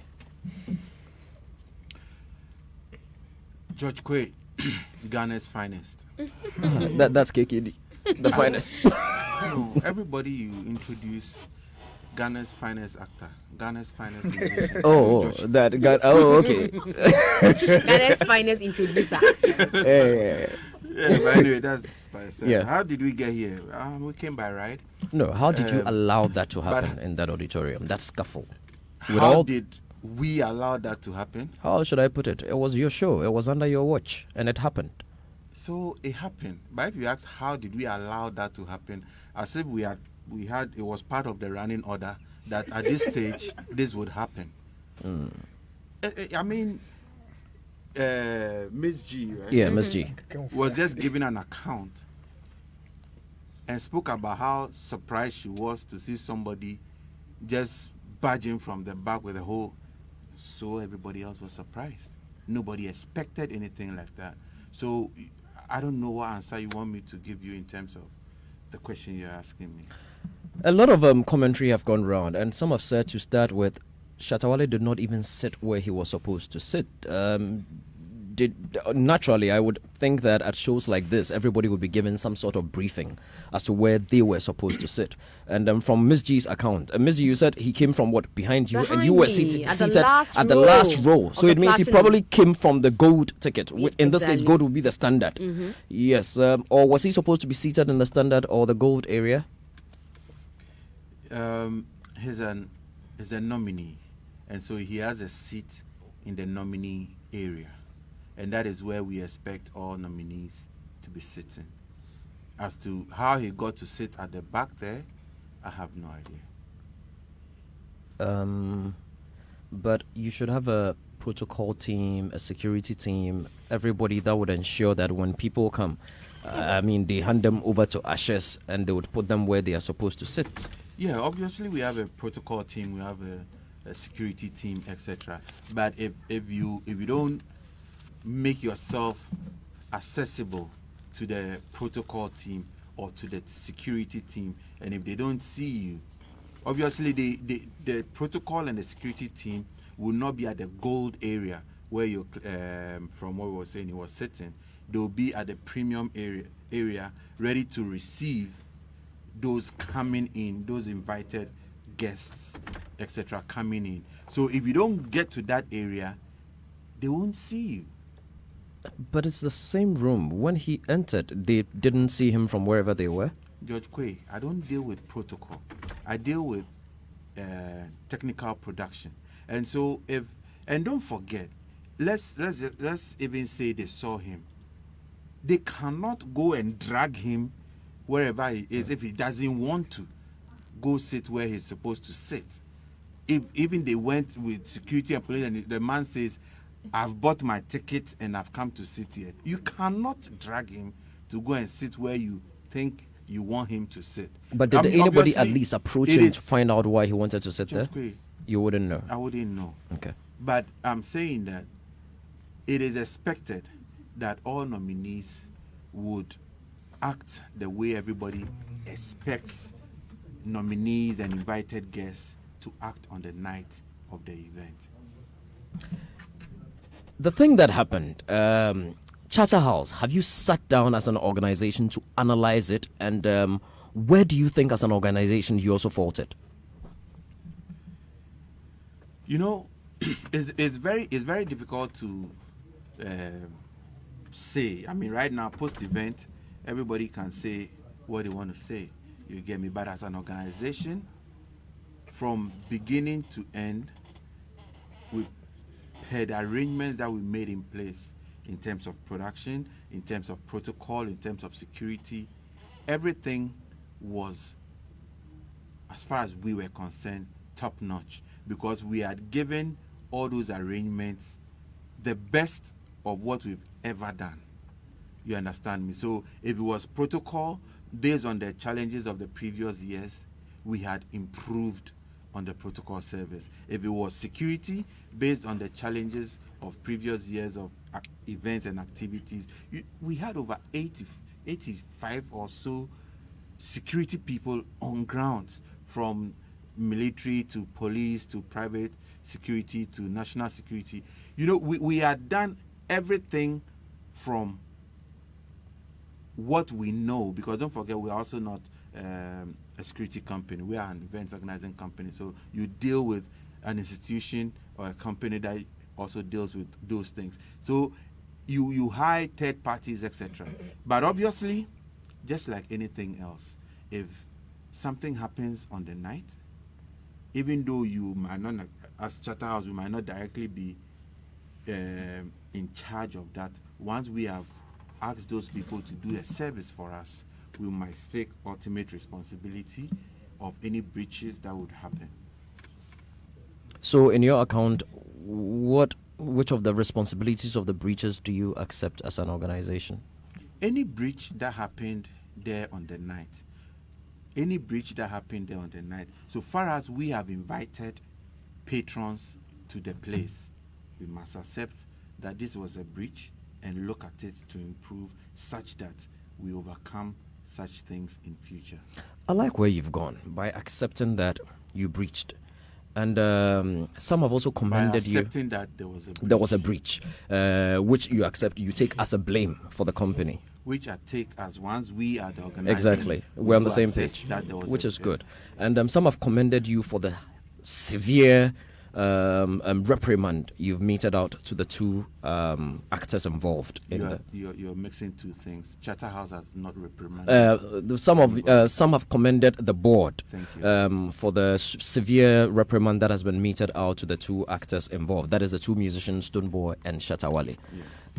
But so yesterday I had Johnny Hughes put up a post on Facebook, which sort of was an interesting question. That so should Charterhouse also be reprimanded in one way or the other? What do you make of that? And if Charterhouse should be reprimanded, what sort of reprimand would you recommend? Since you have accepted, he asked the question. I'm sure he'll be the best person to. No, I am asking you that question now. Yes, I'm saying that I don't need to answer that question. Why? You are beyond reproach? You asked the question. Did I force you to ask that question? You didn't, but that so question... why do you want to force me to answer a question I don't want to answer? No, I'm just asking, do you believe Charterhouse is beyond reproach, untouchable? Who has said Charterhouse is untouchable? Okay. But that question doesn't make sense, and I don't want to answer it. Interesting. Okay. Now, moving forward, the two actors that were involved, one of them drew a weapon on stage. Some have blamed it on a lull in security. Some have said, people that have been spoken to, some have said, oh, they weren't frisked when they were coming in, they weren't scanned when they were coming in. Was there any mechanism in place to ensure that everybody that entered the auditorium was thoroughly checked to ensure that they didn't have any metals or any weapons or anything of the sort? Yes, as I said earlier, George, there was detailed security on the ground. And as far as, even though I'm not part of the security team, as far as the briefing that I know is, I mean, metal detectors and all were part of the security arrangements. And so everybody was supposed to be checked before they get in there and all that. But obviously, per what happened on the night, that is why I said that there were breaches, because per what happened on the night, it's not rocket science. Everybody would know that there were breaches in there. You get me? But that didn't mean that there was no clear security arrangement or plan in place. So have you said you engaged a number of security agencies. Have you queried them? Have you asked them? Have you sought for some sort of a report from them as to how that weapon got in there? Because obviously you're not a security agency like you rightly said, but since you hired security agencies to do that work, since it's not your specialty, and there was a faux pas of a sort, which you have admitted, have you, after the event, asked them to get some sort of redress? Oh, yeah, obviously, that is obvious, is a must, and so they would present the report if they haven't already presented it. You reported the case to the police, rightly so. And the police have started their investigations, even taken the gentleman to court for a first hearing, as far as we're told, or based on reports that we've seen.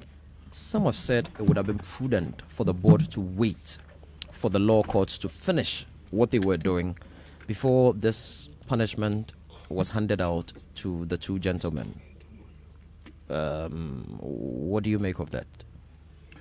We are not a court, and so we cannot deal with the court issues. Those are the state will deal with those issues. But we, and in this case I'm speaking as a member of the board, we had to act, you get me, as a board, because it falls within our right to act when anyone who has signed with us terms and conditions to be part of the awards that we are superintending, that when they go contrary to the terms and conditions, we need to exact the kind of sanctions that the board deems fit. And so we don't need to wait for the state in his activity. And don't forget that this is legal issues. We are in this country. You know, even the case Charterhouse against Shatawale is still in court. So we wait till when? You understand me? So as a board, we need to sit, look at the gravity of the situation, and take a decision, and that we did. I'm not a lawyer, but what do you say to those that say that act was a bit prejudicial and it could influence court's decision? You don't care? Or the board doesn't care? The fact that some have made that statement doesn't mean it's a statement of fact. Could it be, though? Everything is possible in this world. So if it were possible, don't you think it would have been prudent to consider it at least? You consider it, and from your judgment, you make whatever you do whatever you need to do. Okay, so you banned them. Then you went ahead to strip them of awards that they had won from the evening. Then you go ahead to annul the last two categories. What are you trying to achieve? I mean, isn't that over the board? Ban, fine. Shouldn't it be enough to deter anybody else that want to do this? But what's the point in stripping them of awards that they had won on the evening, especially when those awards were won ahead of the incident? You call it overboard? I'm only speaking the mind of the public. Yeah. You're not, you know, you're speaking the mind of maybe a part of the public. But you were here speaking about this today. We could have been at Sadiq's funeral today. Because Sadiq was very close to the incident. Can you imagine what could have happened? From the videos that we're seeing, the policeman who lifted his gun, if he had shot over 3,000 patrons in that auditorium, can you imagine what could have happened? May 9th was just a tear gas in a very large open place. This was an enclosed place. Can you imagine what could have happened? You talk of overboard. Now, this is not just putting the scheme under disrepute. This is not just putting the industry, as in the music industry. This is a national disgrace. All through this week, the world over, nobody is speaking about those who picked awards on the night. Everything everybody is saying is about this incident. This year is the year of return, as per the Ministry of Tourism's schedules. Do you know the number of tourists we are expecting? Do you know that this act alone can reduce that number because they can claim that it's not secure? You know that, for example, an international music event is supposed to be coming here this year. You know they can withdraw that just because of this, because they can see that there's the rivalry in the music industry is not a safe one to even bring your event here. George, don't look at the surface. Look deep into what happened that day, and you would know that the measures taken by the board is not overboard. Some have said it was avoidable if Charterhouse had been a little bit more circumspect, because this rivalry that you mentioned, you can't say you didn't know about the rivalry. You cannot say that you've been oblivious to the rivalry all through these years. You cannot say you don't know that the Stonebwoy and Shatta Wale have been at each other's throats for God knows how long. You cannot say you don't know that nobody has even tried to put the two of them in one room or on the same stage at one event before. You cannot say, perhaps the only time anybody saw images of them together was when #1 took them to Greet Otumfuo. Aside that, there hasn't been any event whatsoever where the two of them are on the same stage. So you cannot say you did not know. That is why some... Point of correction. Yes? They were on the same stage in Kumasi at the... but that was a Charter House Jam. event. No, I'm coming to that. I'm coming to that. Hold on, let me land. Then Let me correct land. Let me land. Let me land. They have been on the same Hold stage. on, let me land. Let me land.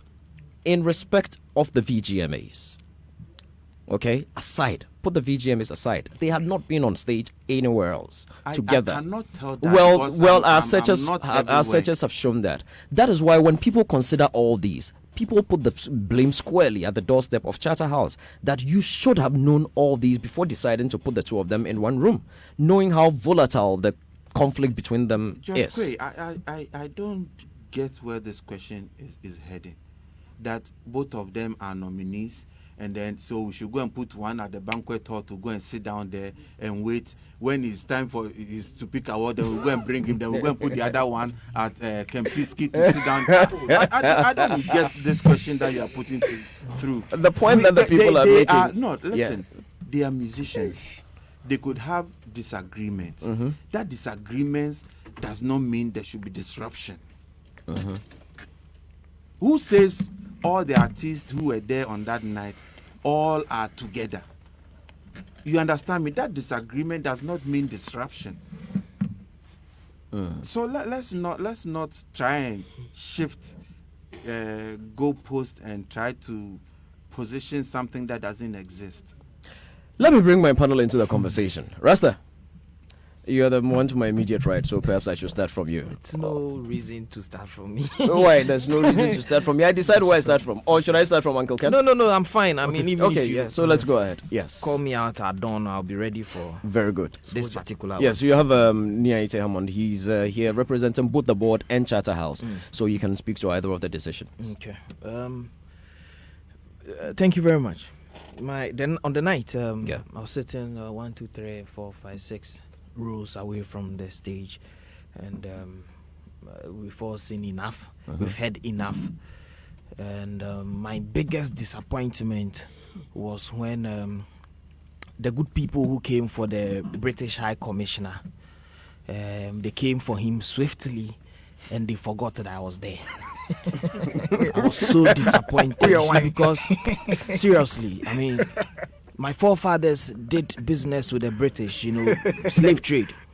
So I'm a direct, they should have whisked me along, because, I sat here on Saturday last week. Miss G was hosting, and on 2 different occasions, I was hammering on security right here. And I'm here to set up my church. I mean, I'm not a prophet, but I take my life very seriously when certain characters are supposed to be in the same room as I will be. And here we are having to host Niaite Hammond, who's been around forever. And then you asked him a question, and then he told you that it doesn't make sense. What question was that? It's been ongoing. I don't remember. Okay. I've responded to a lot of things. Okay. I don't like it that he can come and sit here and tell the host that the question you posed didn't make sense. So he reserves the right to answer or not. We are very serious people here. What did he come to do? To come and visit?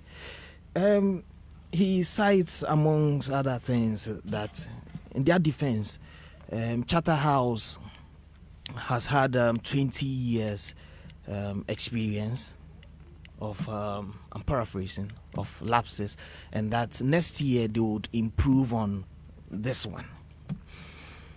Shatta Wale, one of the main protagonists on the night's nonsense, has had just about 3 years of VGMA's experience, if I'm not mistaken. It cannot be more than on 3 occasions that he's been invited. does he have an excuse then that next year he would improve on his conduct? Then, Shatta no go fit tell me that thing. It won't make sense to me.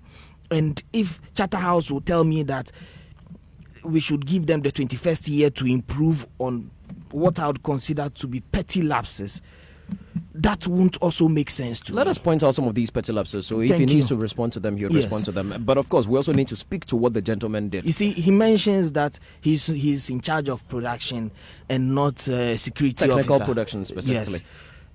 Yes, of course, he doesn't look like a security officer. But you see, that's why he brought in experts to come and take care of Kwame Rasta's safety. And then they slept on the job. And then they left me in the room with those people. Now, why? How did the gun find itself there? If they had, like he's saying, metal detectors, so far as he is concerned. Listen. When you were entering, were you frisked or scanned or nobody anything? passed no scanner wand on me. I met a woman,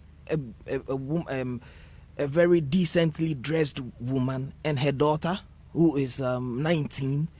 You asked her age? I know them like beyond them. Okay, yeah. all right. So I would have responded. It's okay, go ahead. Thank you. So when the woman, she saw me first, and I was like, "Mom, hey, that's Kwame." It's like, hey, do you know God is very wonderful? Somebody was supposed to give us tickets. We couldn't reach him, and we are here. I was like, really? Without tickets? She said, yes. God is so wonderful. Right there. And they were they looked the part. I know them. You mean they were in the auditorium? Yes. So they didn't have tickets, but they were in. And these are not like WWE wrestlers and they came in. No, these are ladies. A corporate woman and her daughter. And they were there. And that's how God was wonderful. Yes. They beat security and entered, and God was wonderful. I'm telling you. Okay. And that's how competent the security people that Charterhouse hired to take care of me were. So if you come and sit here and you tell me that the 21st year you would have improved on the lapses, I am telling you that it doesn't make sense to me. I am telling you that you have no right to put me and millions of Ghanaians, our lives at risk, because it goes beyond those of us in the auditorium. Can you imagine if just about a number of people, a handful of people saw the gun, the policeman's incident apart, the Stone Boy one, on which the whole thing is themed, we didn't see it. When you take over, I would want you to ask him where he was sitting that day at the time of the event. Listen, we were sitting that close. We saw uniformed police officers and military men being run over by the, to borrow Mrs. Ayo Ade's words, miscreants that Shatawale brought there. They just walked through. So it means the security that Niaite hired were trying to stop them. Yes, there was a first block, but they ran over them. And that's how come they ran on stage to mount another. In your opinion, do you think the security should have used brute force to stop them if they had to? You see, in my opinion, my amateur opinion, they should have shot those miscreants at the back. They should have shot them at the back, so that they don't come in front and come and put us all in this situation. Because again, when you are giving, you listen, I am reliably informed that Shatta bought like 14 tickets. Yes, for himself. Yeah, he got gold. Okay. Gold and platinum. Now, Charterhouse allocated 5 seats for him. Okay, which is as per his stature and having been nominated and big boy level. Ideally should have been +1. Okay, people got +1, other nominees. Now Shatta forfeit, or he ceded those seats, those VVIP seats, to his people, and that's his right. Okay, it's not criminal that he does that. Now it is also his right that once the tickets are up and for sale, he buys them and he decides to go and sit there. That is fine.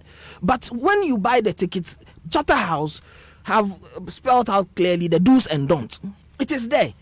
Maybe next year, Mr. Ayite Hammond, you should add braille copies to it so that people who can't read can use their fingers and get that message loud and clear. But again, for them to have left the gold section. Now, when Shatta didn't arrive at 7 like I did, at the time that even the auditorium was filled. He arrived at the time that it was filled and to the brim. People had to be relocated to accommodate him. That alone. Relocated by whom? You the see, ushers or the security? Yes, you can by ushers. So the ushers moved people for Shatta to sit there. People were sitting as per their tickets demanded, and they had to be relocated within their sitting area to accommodate Shatta. In the gold area. Yes. Now, I thought his guys came to sit and occupy the seats. No. Okay. So when Shatta was coming in, he didn't walk in like you enter your mosque this evening.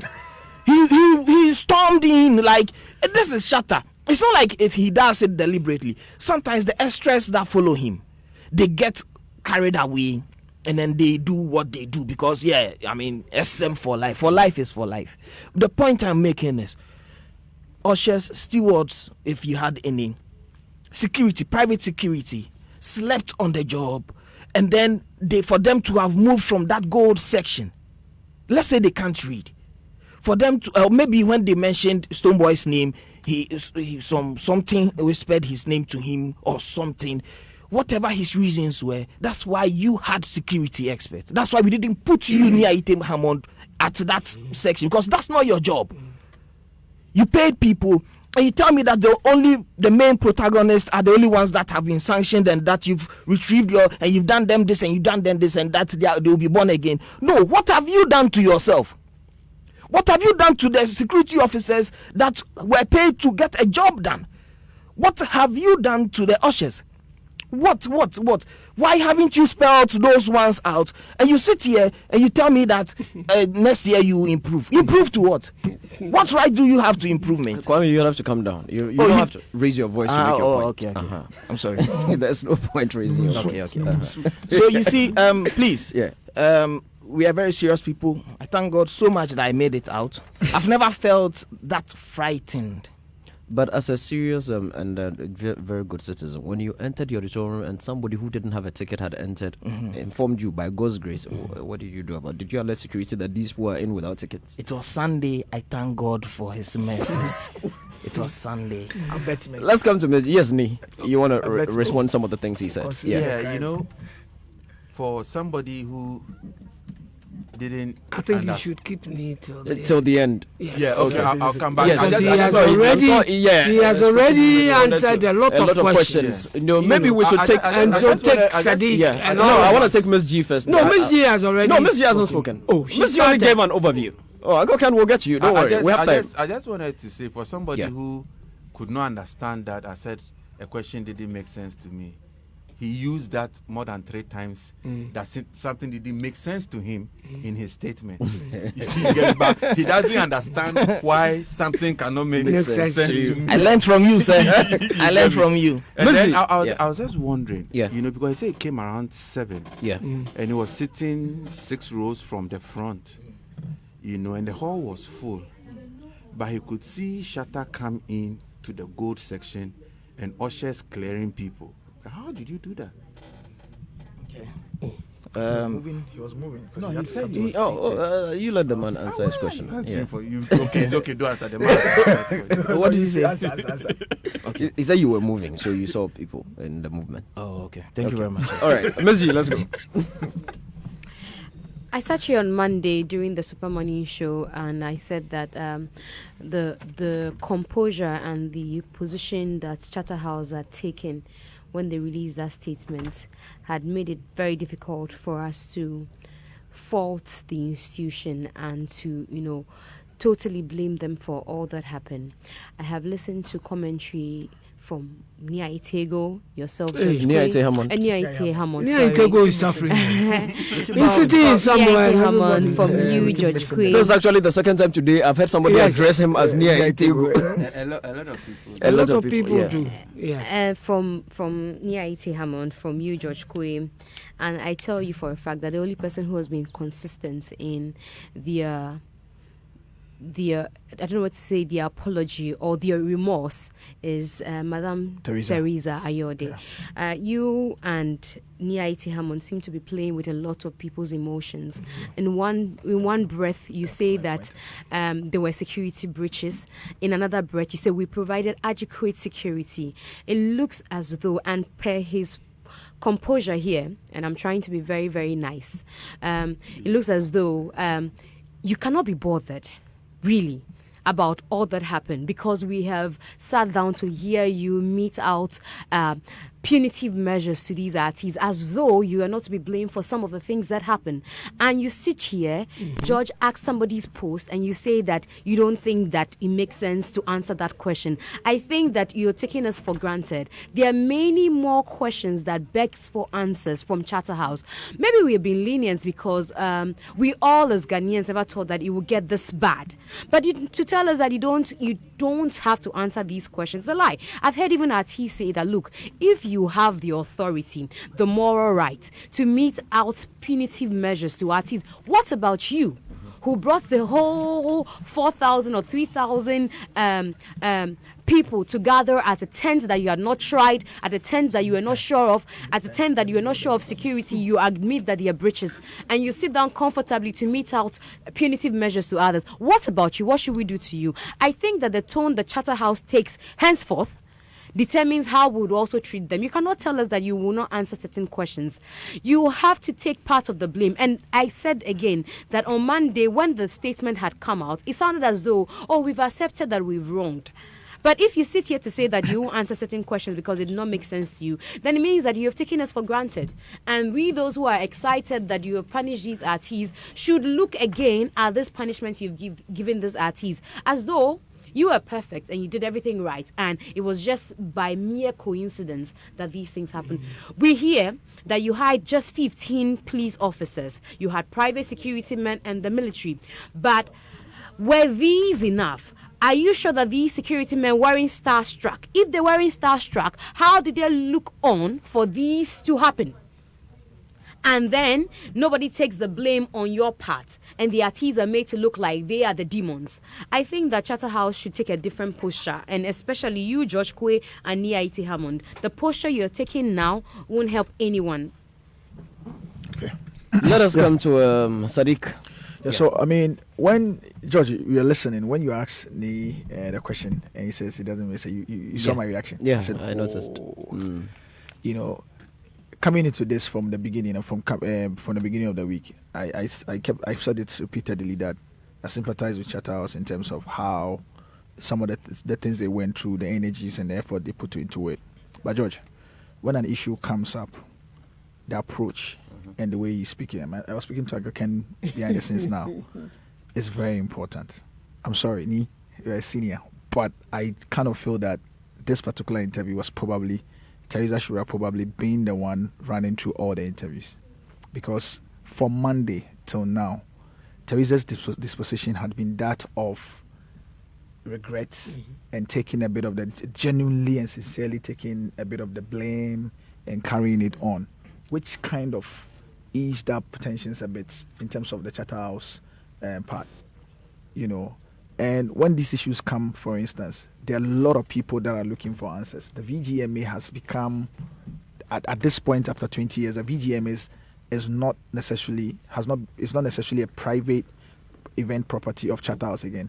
From the public, it's seen more as a national thing.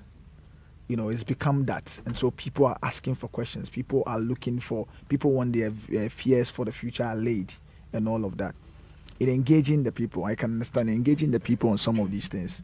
There's a need for us to be very circumspect with regards to it. The disposition must be that of people who regret, who take the blame, who understand and are willing to make amends. But I'm sorry, Ni, it doesn't look like, today. That's why I'm feeling that perhaps maybe Teresa should have been the one to do it. That's why when you said, this interview doesn't make, I realized that the disposition was more militant. It was a bit hostile. And it doesn't help the cause. Already, there's divided public opinion. And when you gauge this, you should begin to take a very sober posture. It happens to everybody. After our event, there was a sharp public decision, when you gathered all the feedback and you did all the research, you come back home and say like, no, the public feedback, there's a part of it that isn't right. How do you go about this? What is the public saying? You begin to gather all these feedback and to see if you can work with it. But if the disposition is more of that of a militancy and dismissive, for Joy FM audience, I was telling Anglican, they will come for you. This doesn't look like, from the position and the disposition of the commentary, it doesn't look like something that's dying soon. Yes, you may probably have punished the talents. A lot of people may probably be excited for you or taking a decision, but everybody's asking questions relative to the other part. How it's explained, how it's put in the public domain is important. When it comes off as dismissive, hostile, we don't care, and all of that, it's really, really difficult to continue to earn the trust of the public.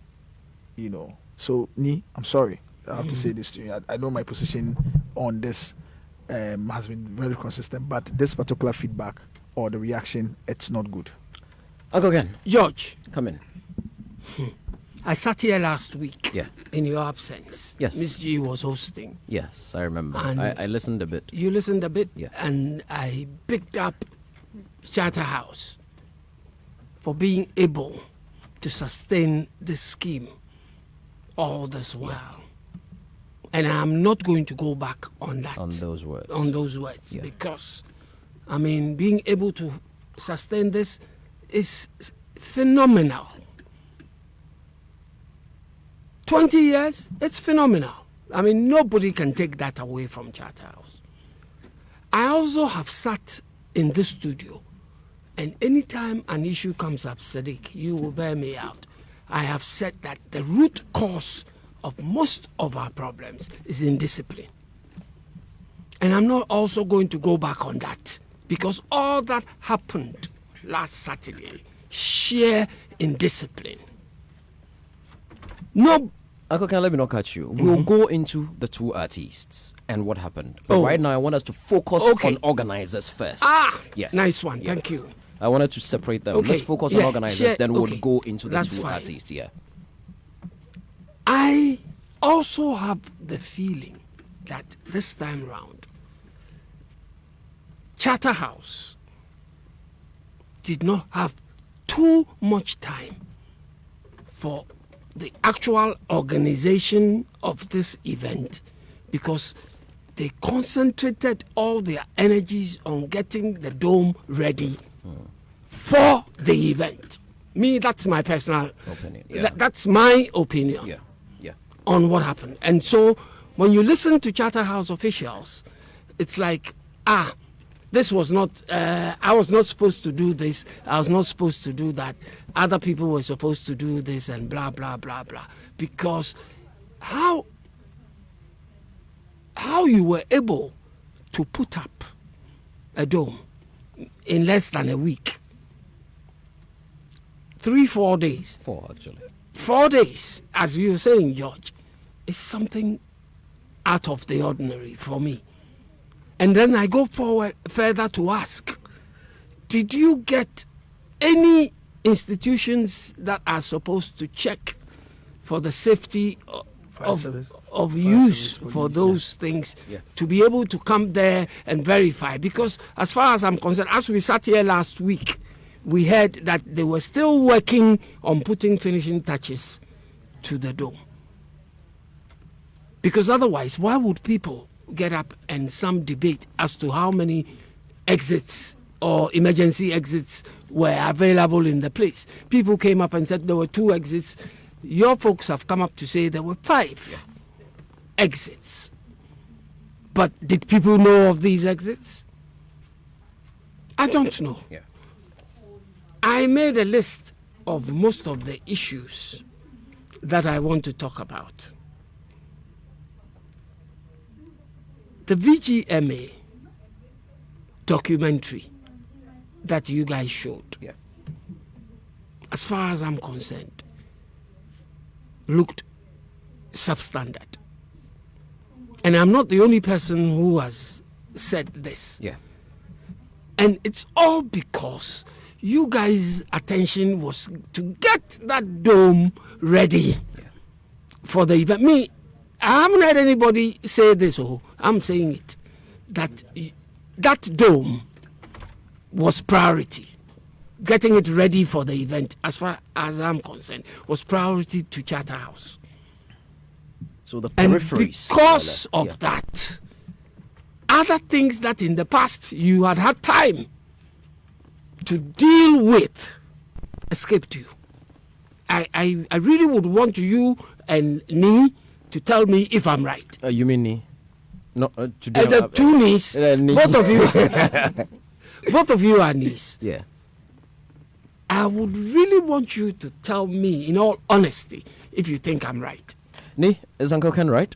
Did the dome take all your attention so that you lost sight of other pertinent things that in previous years you've delivered top notch on? Right. I mean, the dome took some attention, obviously, and taking some attention would obviously also take some attention of Other things. So that's the opportunity cost. You get me? Yeah, that's opportunity cost, because even though you might your eye is on it, but things can slip easily. Okay, so Uncle Ken, yes, Yes. I think Nia has accepted that. Again, I listened to Charterhouse officials after the incident. And there's so many things that you people say. For instance, I heard, I think it was Theresa at your press briefing. There's been so much happening, I might not be right as to where I heard it from, but it was a Charterhouse official saying that the Tuesday before the event, you met Shatawale and held a meeting of over an hour with him, because prior to that, at one of the experience things, there had been a rumpus with him and his fans and blah blah. And talking about his fans, George, I don't know if you will remember the day we hosted Shatawale. I was here very early, but when I got here and found out that this studio was full to the brim with people who call themselves SM fans and militants, I was very upset, and I told our producers that I don't think that if we are going to interview Shatawale, this room, this studio, that we need to sit with him should harbor all these people. And my point was that, suppose I come in and I have issues with Shatawale, and I'm surrounded by all his militants, and I say something derogatory against him. Won't someone slap me across the face from my back? So they put your life at risk. Yes. And I said to them that this is putting my life at risk. He's standing here. Ask him. I know, and you're able to ask all your questions. Nothing happened to you. Oh, no! This is a very Charterhouse-like response. Yeah, exactly. It's a very Charterhouse-like response. What is wrong with you? I said that I do not subscribe to an artist coming for an interview in a studio and being followed by so many people, and this whole place was full. You guys can bear me out. Uncle Ken, are you done with Charterhouse? Because we are. No, I'm coming. Oh, yeah, It's coming. Okay. part of the Charterhouse one. Okay, It's all right. part of the Yeah, Charterhouse yeah, thing. yeah. So, in the same manner, Charterhouse, when they gave out tickets, had at point 5 that nobody should follow a nominee, an award winner going up stage to pick up his award. And what did we see? Somebody had gone up. Everybody was going up stage. So are you telling me that Diana Hamilton, who walked by herself to pick up her award, she did? That was only a manager. Those you allowed a few people, right? Correct. Yeah. Yes, but if it was on your ticket, did you state a number? Okay, there was no number. There was no number. Yeah, you have a point. But you did say that no artist, because the security will stop them. Yeah. But did the security stop Shatawale as he walked up? They tried. How? No, they didn't. No, not until he got on stage. From the gate outside. Not until he got on stage outside. Oh, Kwame, when you were talking, I was quiet. No, I'm just helping. No, I don't want you to help. Were not there. Kwame, Yes, hold on. I saw it. I'll come to you to clarify that. I took my time. I recorded the whole There was an event outside Wango Ken before they and entered. yes, and I watched it. Again, I'm surprised. I said to myself as I watched this thing, as the guys were going up stage, and Abeku Santana was the presenter. The presenter who was awarding Stoneboy. And I asked myself, why didn't Abeku say something when he saw these guys coming? Try to stop them as an MC by saying something like, hey, you guys, where are you going? Please stop. At that point, he was presenting the audience. Yes. He was presenting. But he was on stage. Uncle Ken, sorry, it would have been worse. The emotions that I think provoked. I think that if he had, it would have gingered people No, to it know. would have fueled it. It would have fueled the panic. No, sorry. Kwame, Sorry. yes, Let Uncle Ken finish. I think you can have that. But again, Charterhouse have done very well. Yeah. After the fact, in the punishment that they've meted out. And I've heard people say that Charterhouse should have waited for the court case to have been determined before they came up with this. But they did this without prejudice to any other action that was being taken. And they had the right to do that. The other thing is that I agree with Sadiq when he says that the Charterhouse approach, apart from Theresa, between you and me, have been defensive. I think you should not be defensive because there were a lot of breaches. And the breaches that you talk about should not be pushed onto somebody else. It should be accepted and worked on. Exactly.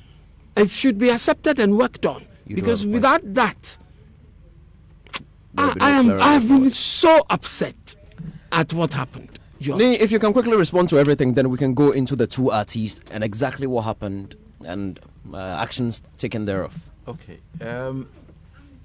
You know, people are picking and choosing what they want to hear. But from the beginning of this interview, when you asked me the questions, I did acknowledge and accept responsibility as Charterhouse for the breaches.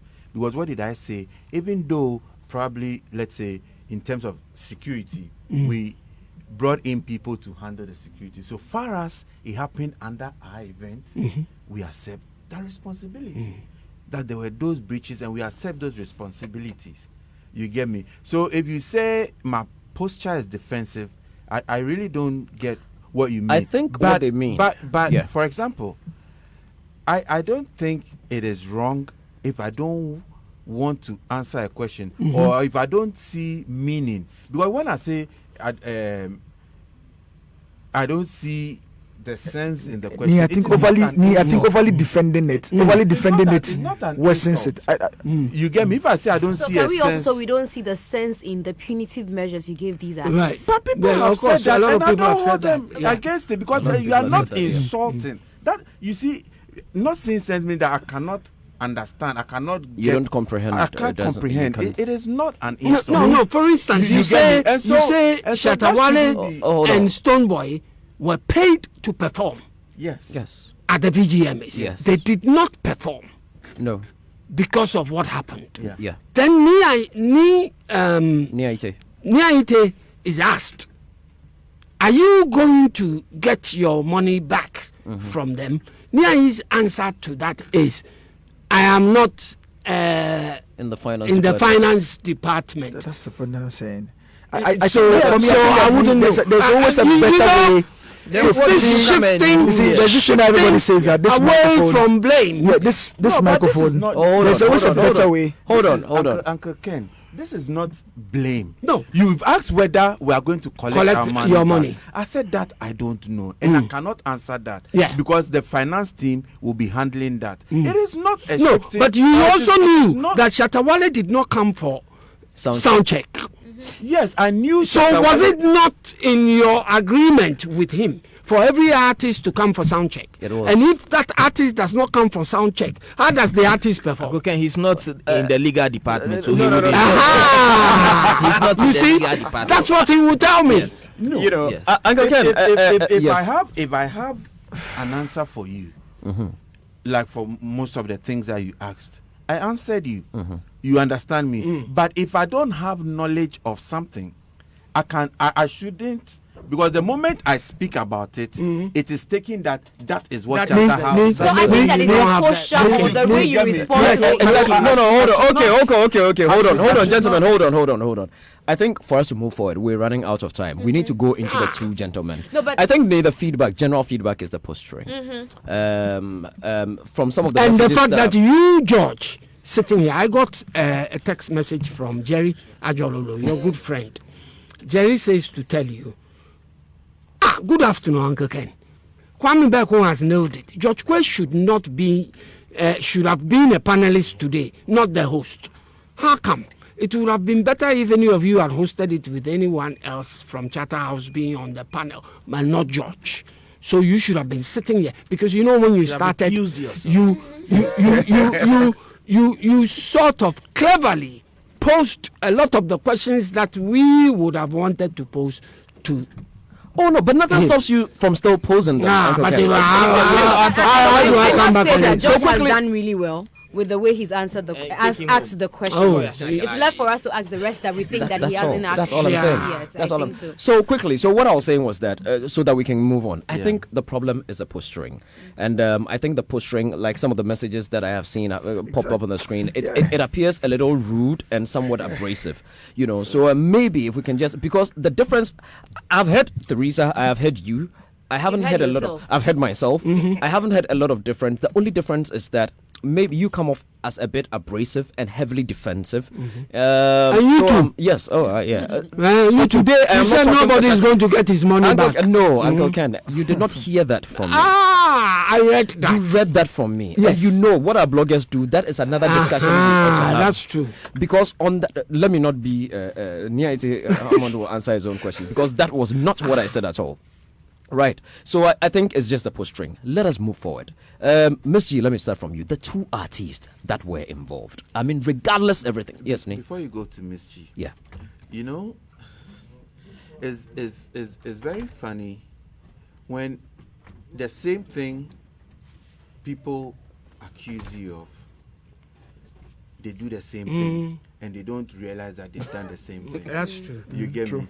As we were seated here right now, when I spoke about the challenges that we face with the security, and that is going to help us improve on subsequent events. Subsequent events. It's a major learning. Basically, not just Charterhouse, but every event company. Yeah. Miss G didn't see eye to eye with me. Okay. But in a few minutes, just some few minutes ago, when Uncle Ken spoke about not feeling comfortable and that his life was in danger. What was the response? It would not happen again. That is acceptable. That's not true. I'm not wasn't happy with the way he answered Johnny's question that you posed. So she was being sarcastic. And he said that she was being sarcastic. I didn't see sense. Why do you say a thing like that? Do we see sense in the fact that we paid for an event and come sit down and then we get a fight at the end? Do we see sense in that? Has anybody questioned Charterhouse? Do you know how long it took us to recover from that whatever was played in our faces? Respectfully, these things when you defend. That's why sometimes people will say that for the microphone, just sometimes leave it for people that are not to say that you are not a good communicator. But he has always been speaking for China. Yes. No, I get it. You're holding your brand dearly, but the way you're speaking about your brand and the way forward. One voice, gentlemen, one voice. Lady and gentlemen, one voice. George, this is Uncle Ken, this is crisis. communicating during crisis is totally different from communicating. But you have learned when your there's lessons. Exactly. That's the point that I'm saying. After you give the 11 hours. Yeah. Charlie, let us go on quickly. Yeah, Sony, yeah, you were let's speaking. go. So, okay. Yeah, so all right. Basically, I mean. Yeah, that's it. Let us go on. So, our colleague has Rasta, you were there. You were giving us a narrative of what happened on stage. I mean, regardless everything, generally everybody has accepted. Like Uncle Ken rightly said, it was a pure indiscipline problem from the sound check and all those things. And tell us, Miss G has already told us that she felt a push behind her. You were sitting on the last line of the. So you saw them come in. From what you were saying earlier, what did you see when they were coming in? I saw some men.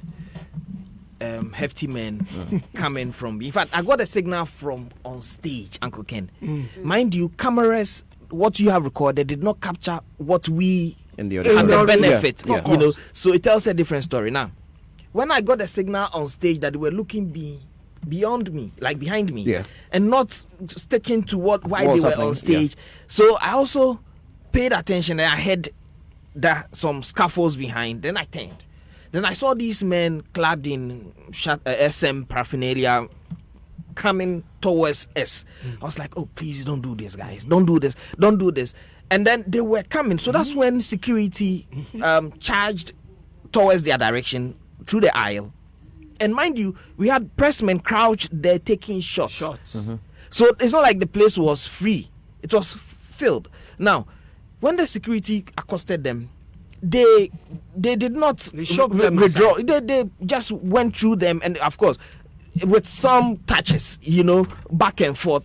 Then security, having realized that they've been overpowered, they had to retreat and try to mount another block on stage. So it will seem to those who were watching that security had just now appeared. No, there was an initial accosting further. So the security did do what they were. Yes, and they were overpowered. And they were overpowered. And then it happened on stage again. So, in fact, it was not until they got close to me that I saw Shatter in their midst. Up until then, I thought that these were just fans who were. So I got the benefit.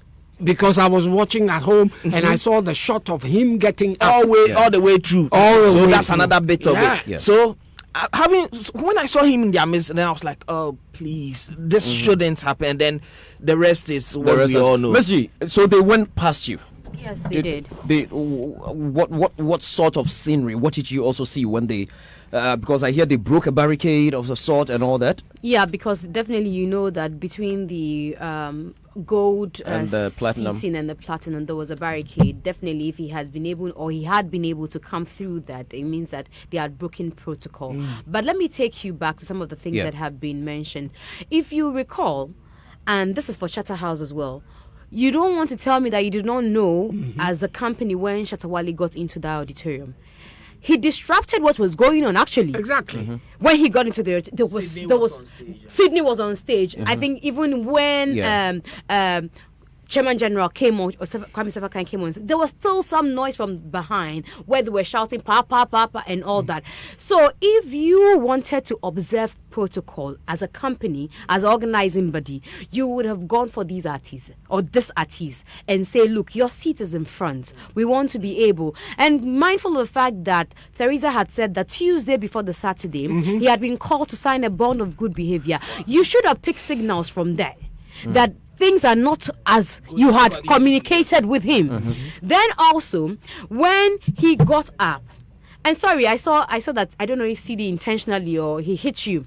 Then let's go back to what happened on the Experience concert. I personally sent Dela that video. Dela told me that you just said it's normal. And I felt really, really insulted that I sent him that and you say it's normal. Then I think that Chatterhouse had condoned what is abnormal as normal till Saturday. You are part of the blame, or you should be blamed for what happened, because you've accepted everything that is abnormal as normal. And so we shouldn't sit here and make Chatterhouse look like you're what did they say? You're the untouchable. Well, blameless.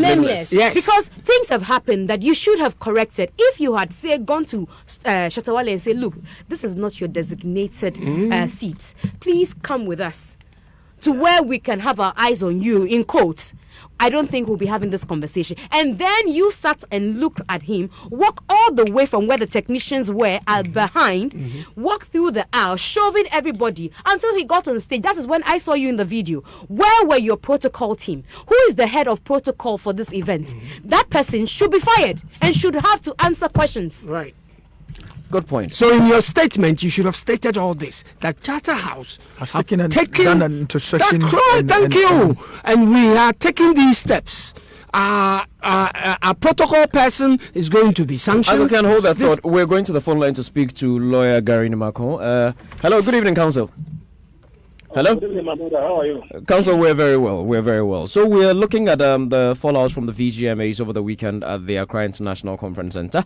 And we're trying to get our conversation to a part where we would actually bring you in, which is the display of the weapon on stage and its legal implications. And we just thought you could give us a legal perspective. We know the matter is in the court, so you may not be able to go into detail. But, you know, what does the law say in brandishing a weapon in a public place of that nature?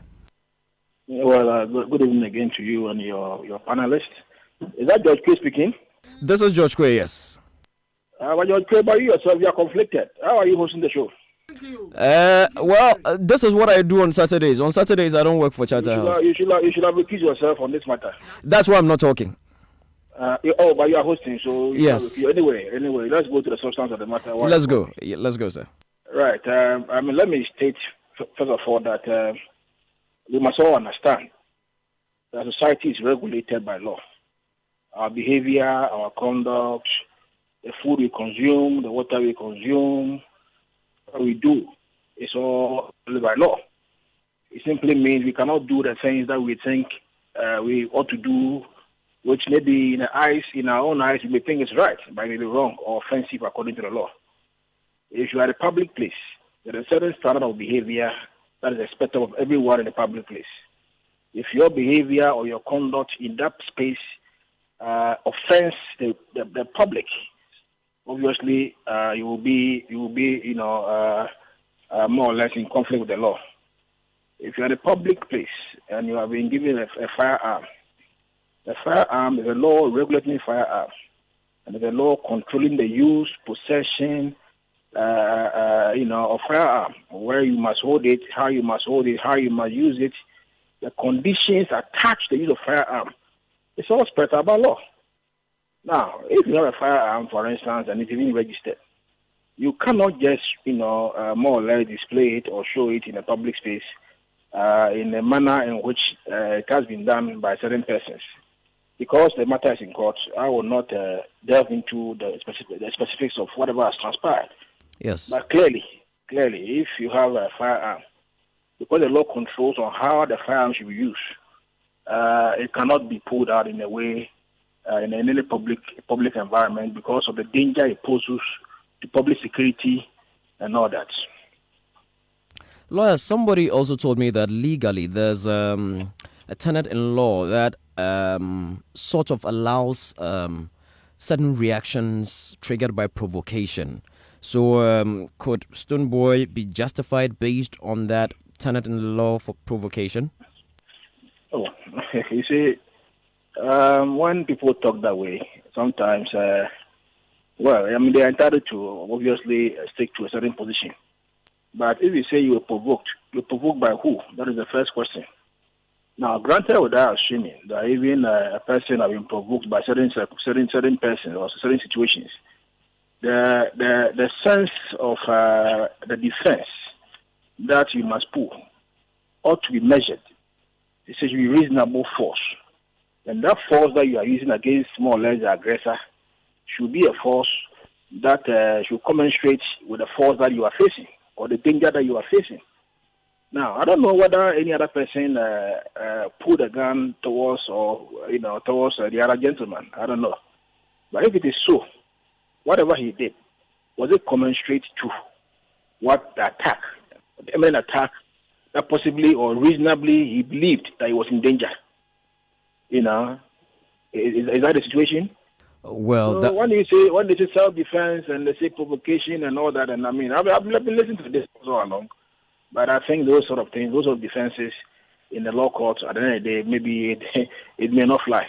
Because a court of law will look at the situation, the circumstance of the case, the facts of the matter, what the video, what transpired, who was the aggressor, if indeed there was an aggressor, look at the aggressor, the behavior of the aggressor, what the aggressor did, and what warranted the more or less the person who believed that he was under attack, the response to the aggressor, whether that response will commensurate the supposed attack on you. They will look at all those things. It's a case-by-case situation. Exactly. It's not just by saying that I was under attack and I was also pulling a self-defense. Because you see, if for instance somebody slaps you, all right, I will slap you want to defend yourself, and somebody slaps you and you also pull a knife to cut the person's head. Can you say that defense was reasonable under the circumstances? Obviously, no.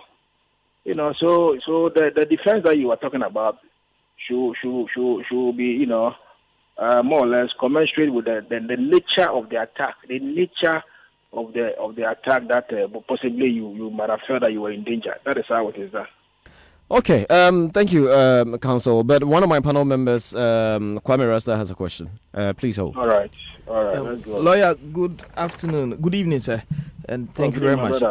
I'm fine. Quickly, are we patrons who were in the auditorium that night who suffered an injury or two? I have videos of persons with swollen feet, persons who on Monday were in an optician's office for eye reactions.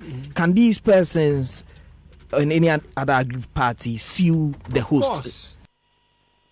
No, you have to put those people, whether as a matter of fact, whatever harm that they suffered was as a result or was a consequence upon what happened. Because you see, in law, we put on the duty of care, the breach of the duty of the care, and the consequence or the resultant breach that will arise as a consequence of the breach. So the first question to ask is that if somebody, for instance, has suffered any injury or whatever, is it dependent on what transpired that caused that kind of person to suffer that kind of injury or whatever? There must be a nexus or a connection. If you're able to establish a nexus or a connection, it will be difficult to prove your case in court because you will need to show that as a matter of fact, whatever has happened to you relates to those who have the duty to protect you at the place, the failure on their part to protect you, and the consequent breach which result out of their failure to protect you, then you can take them on. Lawyer Gary Namako would say thank you very much. If somebody slaps me, I'll slap back and then I'll come and look for you. Oh, they slap you so. No. Thank you very much, sir. Have a nice evening. All right, so that was Lawyer Gary Namako there. George, me, if I had attended this event, yes, and pepper spray had gone into my eyes, I already suffer from glaucoma, I would have sued you. Who? Charterhouse. Okay. When you say you, it sounds like you. But you are part of it. Let us do a few messages. This one says, "Good evening, A to Z. Miss G, well spoken. Thank you. My sister broke her right leg that very night because of these useless, clueless organizers." Okay. Good, George. You're asking almost all the relevant questions, but it's obvious Nia Ite Hammond is struggling to come clean. Anyway, could he help me out on the following questions? 1. Could you tell us the crime of both artists? 2. Why would both receive same punishment? 3. Were they given any hearing by the board? 4. What is the role of the board in the brawl? Kumenu from Amasaman. Good afternoon, George. Good evening. I think Ni Aite is answering the questions arrogantly. Okay, they still don't want to take blame. You guys wrote on the ticket that no fan should follow an artist to the stage when he wins an award. You saw Shatawale climbing the stage, but your security did nothing about it. I think it would be unfair to say they did nothing. There was confrontations, as Kwame Rasta has said. Enough. Next time, enforce your laws. Why? How can an accomplice be the judge in a courtroom? This is Jazzy from La Paz. Okay. Who invited the Charterhouse VGMA guy in the studio? From the questions asked, he doesn't seem to know anything and sounds cheeky too. He shouldn't have accepted to speak. Okay. This one says, oh gosh. Without even finishing the full listen of the Charterhouse guy, you can hear the arrogance. Okay. So unapologetic. Okay, no blame. Okay, so we're moving forward. Let us go to the phone lines and speak to Abeku Santana, who hosted the VGMA Experience concert. As well as Senior, he presented our yes. Hello. Yeah, George. My big brother, how are you doing? I'm good, and you? We're alive and well. People say you brought the bad luck into the auditorium. I think the elements that caused the mayhem themselves, knew what they were going to do. Stoneboy, having gun on him, and Shatawale also not respecting protocol. Abeku, hold on. No, don't go too fast. You were on stage. Yes. You went to announce that category. Give us your account of everything very quickly.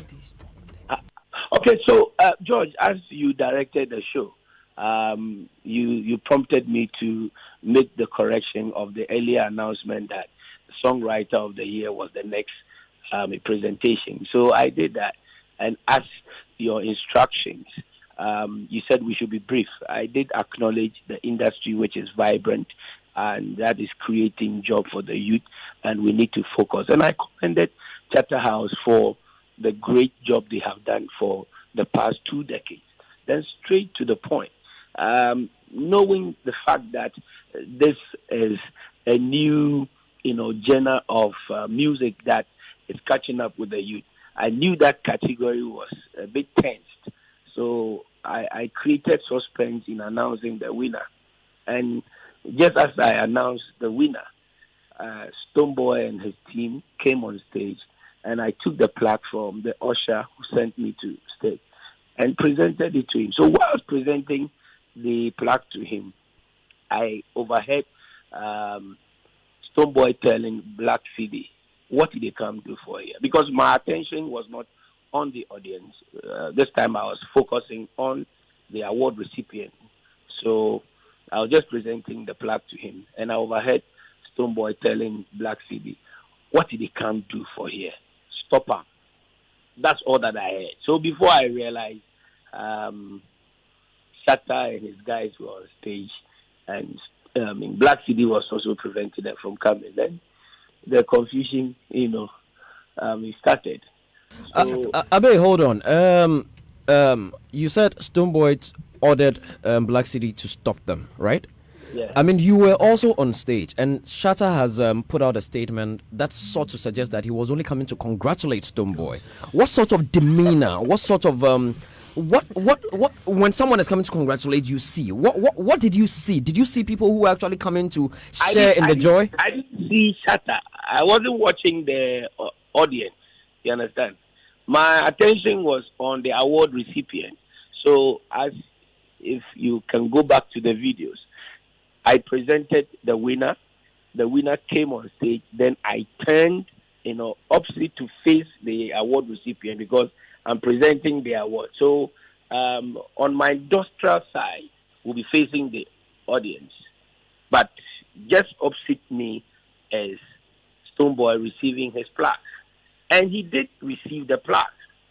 So I was waiting for him to come onto the microphone and then, give his remarks. But then his guys were around him. But he was watching the audience. And I think probably that's where he saw Shatta come. And then he instructed Black City. So if you go back to the video, you realize that we're all there at one point. It's only Black City who walked up to the other side, moved to go and stop or prevented them. It wasn't Black City's own accord, though. It was, or evolution, it was Stoneboy who instructed him what they can do. And me, my attention was not even on the audience. What they can do. Whilst I was presenting the award to him, congratulations, I say, what they can do? Go stop him. That's all that I heard. So before I realized, hey, what is happening? And I was like, wow, what are these guys doing? And I also stood there, watched them quietly. I did not even try to or attempt to separate or stop them because I was blown off that. Why? What? Because I don't know why Shatta also came on stage, and I don't know why the thing also turned to a fight. So that's all I can say. That is what happened.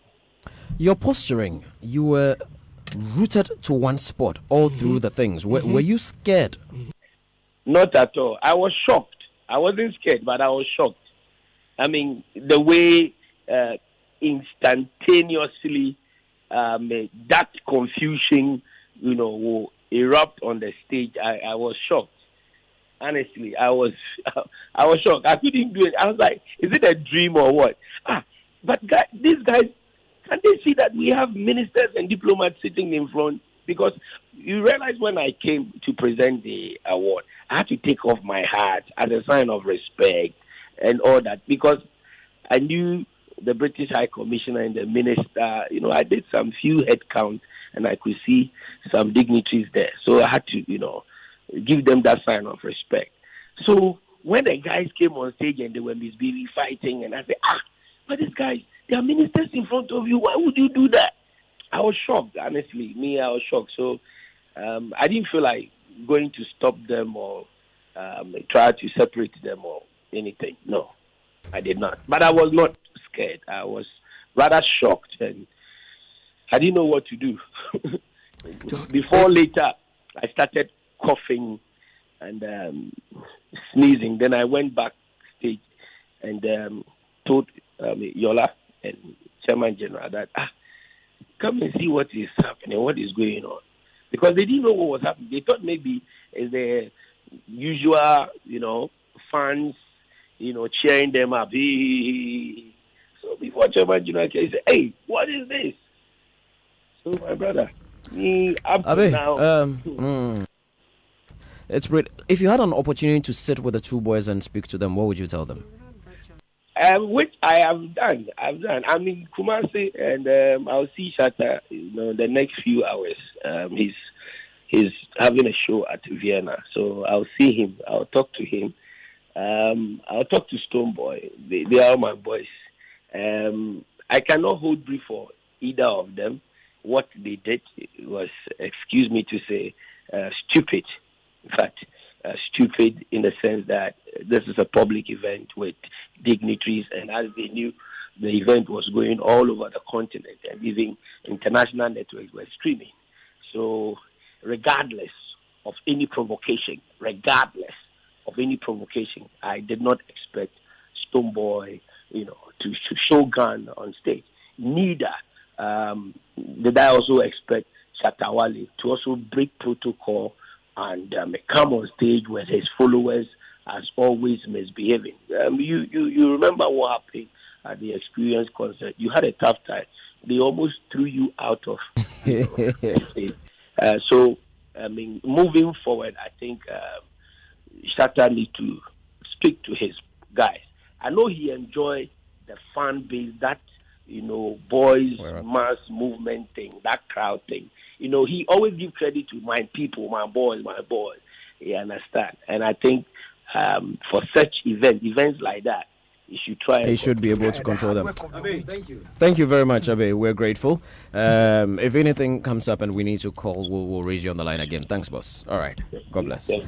Uncle Ken, let me come to Sadiq. I think he's the one who hasn't spoken on the act. Sadiq, some have said the punishment that the board has meted out to their artists is too harsh. What is your take on that? No, I'm asking you before I come to Uncle Ken. No, he wants me to. He wants you to answer. Okay, Uncle Ken, what's your take on it? Some have said it's too harsh. I have no problem with Charterhouse's sanctions. The VGMA board, it's not Charterhouse. Exactly, the board's sanctions. Yeah, all of it. Okay. I have no problem whatsoever with the sanctions. But I do think that the police should invite Charterhouse and question them as to the case involving the two artists. Which they already have. Statements have been written. You have also written your statement because I think because you lodged the complaint. You lodged the complaint. Yes. Then after complaint, they as part of investigations, they invite you and they ask questions, and they've done that. So they have footage and everything, which have been. I don't know what's going to happen, so I hold my horses here because yeah. I expect the police to have something against the organizers. Well, Sadiq, so your take on the punishment meted out? You know, or I you was don't saying to you that I'm a bit constrained Why? on it. I mean, Are you going to benefit from their punishment? 3 music. No, I don't think so. 3 music. I don't think so. You are going to invite Shatta Dems for nominations. Yes, and they would, things. and why not? Are you not? Uncle Ken. Yes. Why are you Uncle Kenning me? I'm asking you a question. Are you not? Yes, of course. I mean, for now, You are not going to solidarize with your event. That's a decision for the board to No, take. this I is can't not say that, Uncle Ken. inter-churches football game. This is money. You know, that's why Hey, you said that Sadiq, question. I'm here. Oh, Uncle Ken is just boxing me. So Sadiq, so let me come to Kwame Rasta then. If you don't have a take on that, what is your take on the punishment meted out to them as well? I think that it was just above being fair. Why? Because especially the ones that it's not like I said earlier on. It's not like the board were giving out awards and they got to me and they went past me and gave it to Stoneboy and then they went to me. No, they ended it. The board did its part. The public did its part because these men had worked themselves into that position of consideration. There's a science behind it. Okay, now if they had done A, B, C, and X, Y, Z, punish them. Which they have. They have. Now, why do you punish them for stuff that they had earned at a time that they had not misconducted themselves? You see, the ones that have been annulled, I'm in favor of it. Ban them indefinitely. Indefinite could be 2 weeks or 10 years. I don't care what becomes of them. Stoneboy is in court to answer charges for his crimes, as he should. Me, I would have committed the same crimes under the condition, even added a machete to it. Shatta, he instigated it. Encourage violence on I didn't. I'm saying that. You would have added. Yes. We heard you. Go ahead. Don't repeat it. And a Go ahead. catapult. Yes. So you see, but what they have earned for themselves, hitherto their nonsense. Why do you take that from them? Because it comes at a certain cost to other stakeholders. And so what's the point here? I disagree. Okay. So that's my Are you my aware, position. Kwame Rasta, that in history there are people that are from the Nobel Peace Prize to sports prizes, even music, Milli Vanilli. Or when you violate certain terms and conditions on whatever scheme that you're on, there's you can There's a strip withdrawal. of it. There's a withdrawal. Yes. Even university education. Even university education, your Yes. degrees can be withdrawn. Yes. So So how- take the ones that they won in the back years Oh, in Kwame addition. Because Rasta. you see, on the principle But the that incident is relative to only this one. Yes. Not the no, past. it's event. relative to now. If you are saying relativity, it is relative to the time that the incident happened. This year, yeah. Now, when they misconducted themselves, it marked them as persons unbefitting to be awarded or rewarded or whatever it is. Or to Now, be I am holding saying awards. that hitherto, just like the ones they've won in the past years, why didn't you take it So, before? in your opinion, if Yes. there's going to be any stripping, it should be everything they've won in years past. Yes, Or no stripping at all. So No, strip or strip after everything. after the crime. After yes. Let's hear Ms. G's So thoughts on award that. and And also announce here- the. Then we're gonna open the winners. phone lines. Yes. And then and Yeah, then then them. strip. That's We're okay. gonna open the phone lines 03022165410244340347. Let's hear Ms. G before we go So to the I phones. also hear that you have some of these What is sanctions. you? Who are you? Charterhouse, the Okay, VGMA, the VGMA board, board. have some of these sanctions in the 20th anniversary brochure that you gave out. Is it a magazine or a brochure? Okay, Or- you don't know. wouldn't- Even you working with them. I don't think the sanctions have been stipulated in the brochure. Okay. I do not think so. I'm told I by- think the sanctions usually are at the point where they submit their forms. When you're picking the forms, you sign whatever document you sign. The terms and conditions is the last thing. Yeah. So that once you That's sign, you why they- submit to those terms and conditions. So that's the you're- that's yes, the, that's once you sign. So you can say, oh, if these are the terms and conditions, then I'm not. that's the interested. document That's has the document that that- has So- the yes. TNC. So Yes, is that's the it document. well, I was told that by Anoda Samwabedu, who has a copy of that. And the reason he raised that is that he claims that what you put in the brochure, and then for that matter what you give to the artists, is different from what you gave us on Thursday when we came for the press launch. No. How the different? press. I do have a copy of the brochure here. You How can see. different? You can't There's I Are you edited the sure brochure. that paper you gave us that had only 2 sanctions? I don't know why you gave us only 2 of the many sanctions you might have given these artists before they penned their signature on. Ms. G, when you read the document, the document encapsulates exactly what has been done. The whole thing that the scheme has been protecting is denigration. Or, Mr. Hammond, I think this is rather your question. So I mean, it's about let me ask a question, denigration. then Yes. maybe he can answer. So what happened on the day where you were meeting out these punitive measures to the artists was that you gave us a sheet. You gave us 3 different sheets, but one of them carried the punishment and had just 2 clauses. And I'm asking, because Arnold raised concerns that it looks like this is an afterthought. You just revised that and gave it to us. No. And I'm asking if these 2 were amongst what the artists had penned their signature to, and why you gave us just 2 of the many you might have given I think it would be appropriate if maybe for education purposes, speak to some of these artists. They all appended their signature to it. the same Take a thing look you at the gave forms. us? Yes, it's the same thing. It is the same thing all the artists have. Let's go to the phone lines. Hello? Okay, we don't have anybody on the phone lines. We would raise the phone lines. Okay, we're back. Hello? Yeah, hello.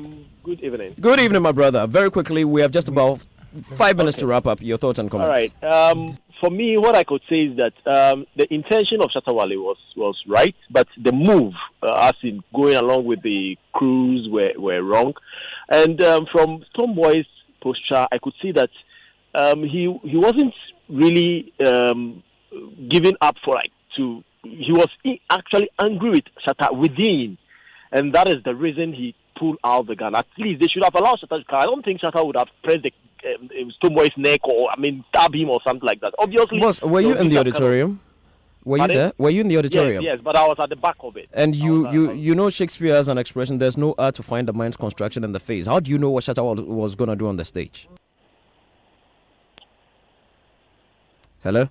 Yeah, hello. I said, how do you know what Shatta was going to do on the stage? I'm not Okay, he's gone. All right, hello? Yeah, hello. Yes, talk to us. Your thoughts and comments, boss. Yeah, my name is Danny the Barber. I think Ghana as a country, we have to ban Charter House for 2 years for them to go and sit down and think that they cannot disgrace Ghana like that. They cannot be looking for money, 3 aspects alone, and forgetting about the people that are coming to give them the money. I think this is my view. All right, thank you very much. Okay. So we'll see if we can raise a view, but we are totally out of time. Ni, I'll give you the last few words so that what do you say to your patrons out there? A lot of people are coming hard at you. Some say the punitive measure is a bit too high. Uncle Ken totally agrees that it's perfect. Some have said that you brought people at a place you did not provide adequate security. You didn't protect them and all that. What do you say to the many people out there who feel troubled by this very, very serious occurrence? Like I said earlier, obviously that wasn't our intention, but it has happened. And for all those who are troubled, we say sorry. Obviously,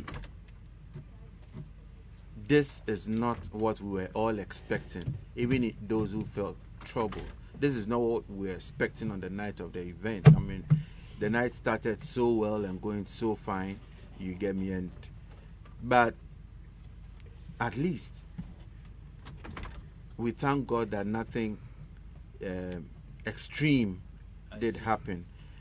However, I think this should be a major learning curve for all of us. It's going to be a major learning curve, because don't forget that Charter House is not the only one who organizes events in this country, and so it is going to be this is going to change the face of security at events, and I'm hoping and believing that patrons who attend events would bear with the kind of security measures that will be coming, or that will be put in place as we move, introduced as we move forward. It's a night for us. I mean, I'm sure that is why in some few rooms away from here, you did share some tears. But it was painful. It was. Very. It's like you've been drained of all your energy. You get me? But we thank everybody for being there, for standing by. George, and I'll ask you something. For those who. No, let me finish. Isn't he done already? Because he's been talking for. Stop interrupting the man. He's almost done. Okay. Thank you very much. You see, George, the host did on you have the a day, premonition George, or something? Sorry, do I? On the day, did he have any premonition that something was going to You go saw wrong? my post earlier. Yes. In the day. My instincts. Because it's about the first time I've seen you Yes. put up something. I ahead of wouldn't an event. lie to you. Personally, it was the first VGMAs that I was a little skeptical about. The first, ever since I started working. Malam. No, not Malam. My instincts have always been funny. Mhm. And I looked at the hard work. I know what the team had put into Mhm. it. I looked at the sweat and everything. Charlie, And it's a painful- but I wouldn't painful lie episode. to you. This was not what I expected. Because you spent too much time on This the dome. was not. No, Uncle Ken. I wasn't even working on the He dome. wasn't even But we're out of there. time. Thank you very much, gentlemen. Thank you for being a part of it. Niaite Hamon, Sadiq Abdullah, Uncle Ken, Kwame Rasta, Miss G. Earlier we had a chat with Sak. We're grateful. My name is George Quay. God willing, we'll be here again next week. News team comes up next. This has been Showbiz A to Z.